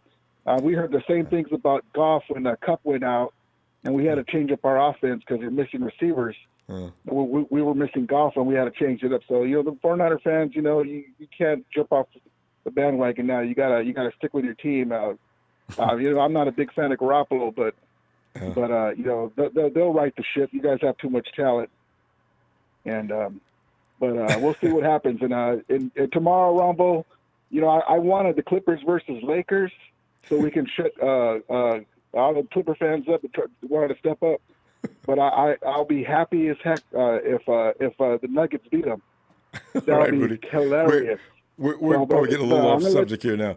All right, Rudy. Okay, but Rudy, let you go, man, but you weren't vicious, and it's appreciated. We'll see you later. Keep the faith. It's a long way to go. Way to go. Still 15 games to go. We're really probably overreacting. We'll see what happens in the next few weeks. Oh yeah. You guys will be all right. All right, Rondo. Have a good one. All right, Rudy. Good night. Congratulations. All right. Thank you. Let's go check out. Hey, Charles. Ronbo. Charles. One of those games. Yeah. It was actually more than it was a terrible game. I can't even think of one good aspect where I can say, you know what, that's probably a good thing we did there. I can't think of one. And I do put. I'm just gonna say this off the bat. Jimmy G does deserve the criticism he's getting, but I don't think he deserves it as much as Kyle Shanahan and COVID. Reason being is because Kyle Shanahan did not get anyone ready to play that game. Wide receivers are not ready. The offensive line looks shaky at best. And Jimmy Garoppolo, what enough said about him already. What can't we say? Everything was just off offensively. And Robert Saleh. DeAndre Hopkins had 20 targets. They threw Kyler Murray was only throwing it to him. You couldn't just say, I mean, hey, he Richard, wouldn't even go. Right? He wouldn't even look for anybody else. All he looked for was D-Hop. And our defense couldn't figure it out. All he threw to was D-Hop. As soon as the ball was hiked, first thing he did, where's D-Hop? That was it. And if D-Hop wasn't available, he started running. Ronbo, I saw a stat where when Richard Sherman was covering DeAndre Hopkins, it was 6 for 11 for 44 yards or 55 yards, whatever the two. So you couldn't just say, Sherm, I want you to go follow D-Hop all game, and that way we can put a man in the box spying Kyler Murray, who was just making our entire defense look like a bunch of clowns. That was just embarrassing what he just did to us. No. Running around like a mouse, and then we literally look like we have blindfolds over our eyes. Come on. They're running a new defense. I forgot what they call it, but Richard Sherman takes a large chunk of real estate. He patrols it. He's like a rover. I don't know if that's a good idea in this kind of situation with a guy like D-Hop. That might work next week, but this is something they're working on new. Double him. And they're miscommunicating. Just say, you know what, DeAndre, you can't beat me today.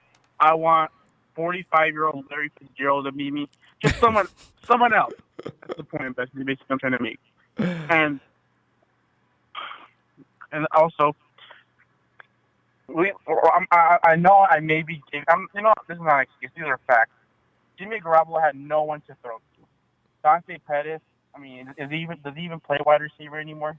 I didn't see him at all yesterday. Sometimes. You're right. Trent Taylor, I give him a pass. He hasn't played in, 2 years. 3 years? Yeah, actually. This is fourth year? Actually, you're right. 3 years. He hurt his back the following year.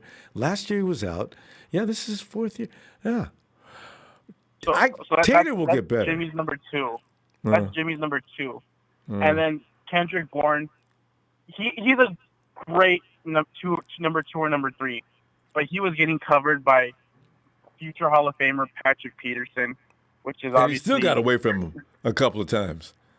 And Rob, about that ball, I don't think it was a terrible ball, because if it was just a foot higher, that's a completion. Because as you saw, it just grazed the tip of his helmet. Because Patrick Peterson just guessed on that ball and he got lucky. But if it was a foot higher, it had been a completion. But I do agree. You come on, Jimmy. It was a little bit. It was behind. You got to put it a little bit more out there. That's on you. You got to own that one, and just eat it. But he said in his press conference he wished he had that throwback. So yeah, he screwed up. He knows he screwed up. And that's the good thing. I'd hate to have a quarterback that thought he was doing okay, or like RG3 used to blame everybody but him. Jimmy knows he messed up. Yeah, and also Kyle Shanahan. You see your quarterback is a little flustered. You see he's just not right. Why don't you just say, instead of giving them this complicated-ass play, just say, you know what, Jimmy, throw a slant right. I'm going to give you a quick, easy play. Throw a slant right here, an easy completion. Get a little rhythm going. The only time I saw him throw 2 or 3 passes in a row was the last drive. You can't just expect Jimmy to be great or whatever. It's just frustrating. I'm just still frustrated after that 2 hours, hearing more and more. But the more I think about it, we only lost by 4 points to a team who is expected to go to the playoffs, and that was the worst game I think we've ever played since. That's true. Chip Kelly and those eras. And contrary to public opinion, that was the worst game I've ever seen Jimmy play too. But we'll see. Let's see what he looks like next week. Ever. Yeah. I don't think Jimmy's ever. Go ahead. No, because we got to go. Yeah, that's why I expect better things next week. I've seen him rebound before and just look awesome. But what he's got to do is stop rebounding and stay consistent. Because I don't care what anybody says. What you saw yesterday was not the best Jimmy G could do. So we're going to see what happens next. And Ronbo, before I head out, Jimmy did have 260, 2 touchdowns, and no picks. Whatever that's worth. But also, all those Niner quote unquote Niner fans saying trade Jimmy G. I don't want to hear you saying, praising Jimmy G when he does have one of those better games like New Orleans and all those games. I don't want to hear that. Just go back in your little corner and just stop it. You're not a fan. All right. All right, Ronbo. I know we got to head. I know we got to roll. All right. I'm going to see you next time and have a great night. You too. Night. Yeah, so that's the thing. You can't. One cold day does not make an entire winter. Hey, bang, Mel, come on in, Mel.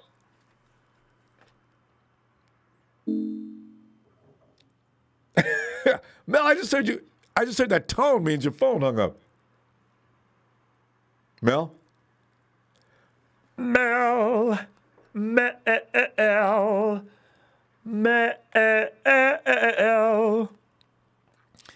know what? As a matter of fact, if the 49ers win the next 4 in a row, we're probably going to say it was all about the run game or the defense. But I do know one thing. When you go 13-3 and your quarterback, I don't know, what can you say about him, right? If you don't like him, you say it had nothing to do with him, which Jimmy got that a lot last year. He knows it, too. He got a lot of grief over the entire season. But what I never will be able to get over is how all his teammates extremely support him. So All right, let's see. I don't know before I jump on that group. Is Mel? Mel, are you back? Okay, so I don't know what we're doing now then. Okay. Now I'm getting. Okay, Mel was the last guy. Hey, fam, tell you what. Go ahead and get yourself a dartboard and put Jimmy's face on it and get that out of your system, because starting next week, I think Jimmy's going to be back. And I'm going to tell you what, I'll be back Wednesday. Let's talk some more 49ers football. Like it. Like, what is it like? You know, I like those likes. I get excited when I see those numbers. Have a great night, fam. Niners!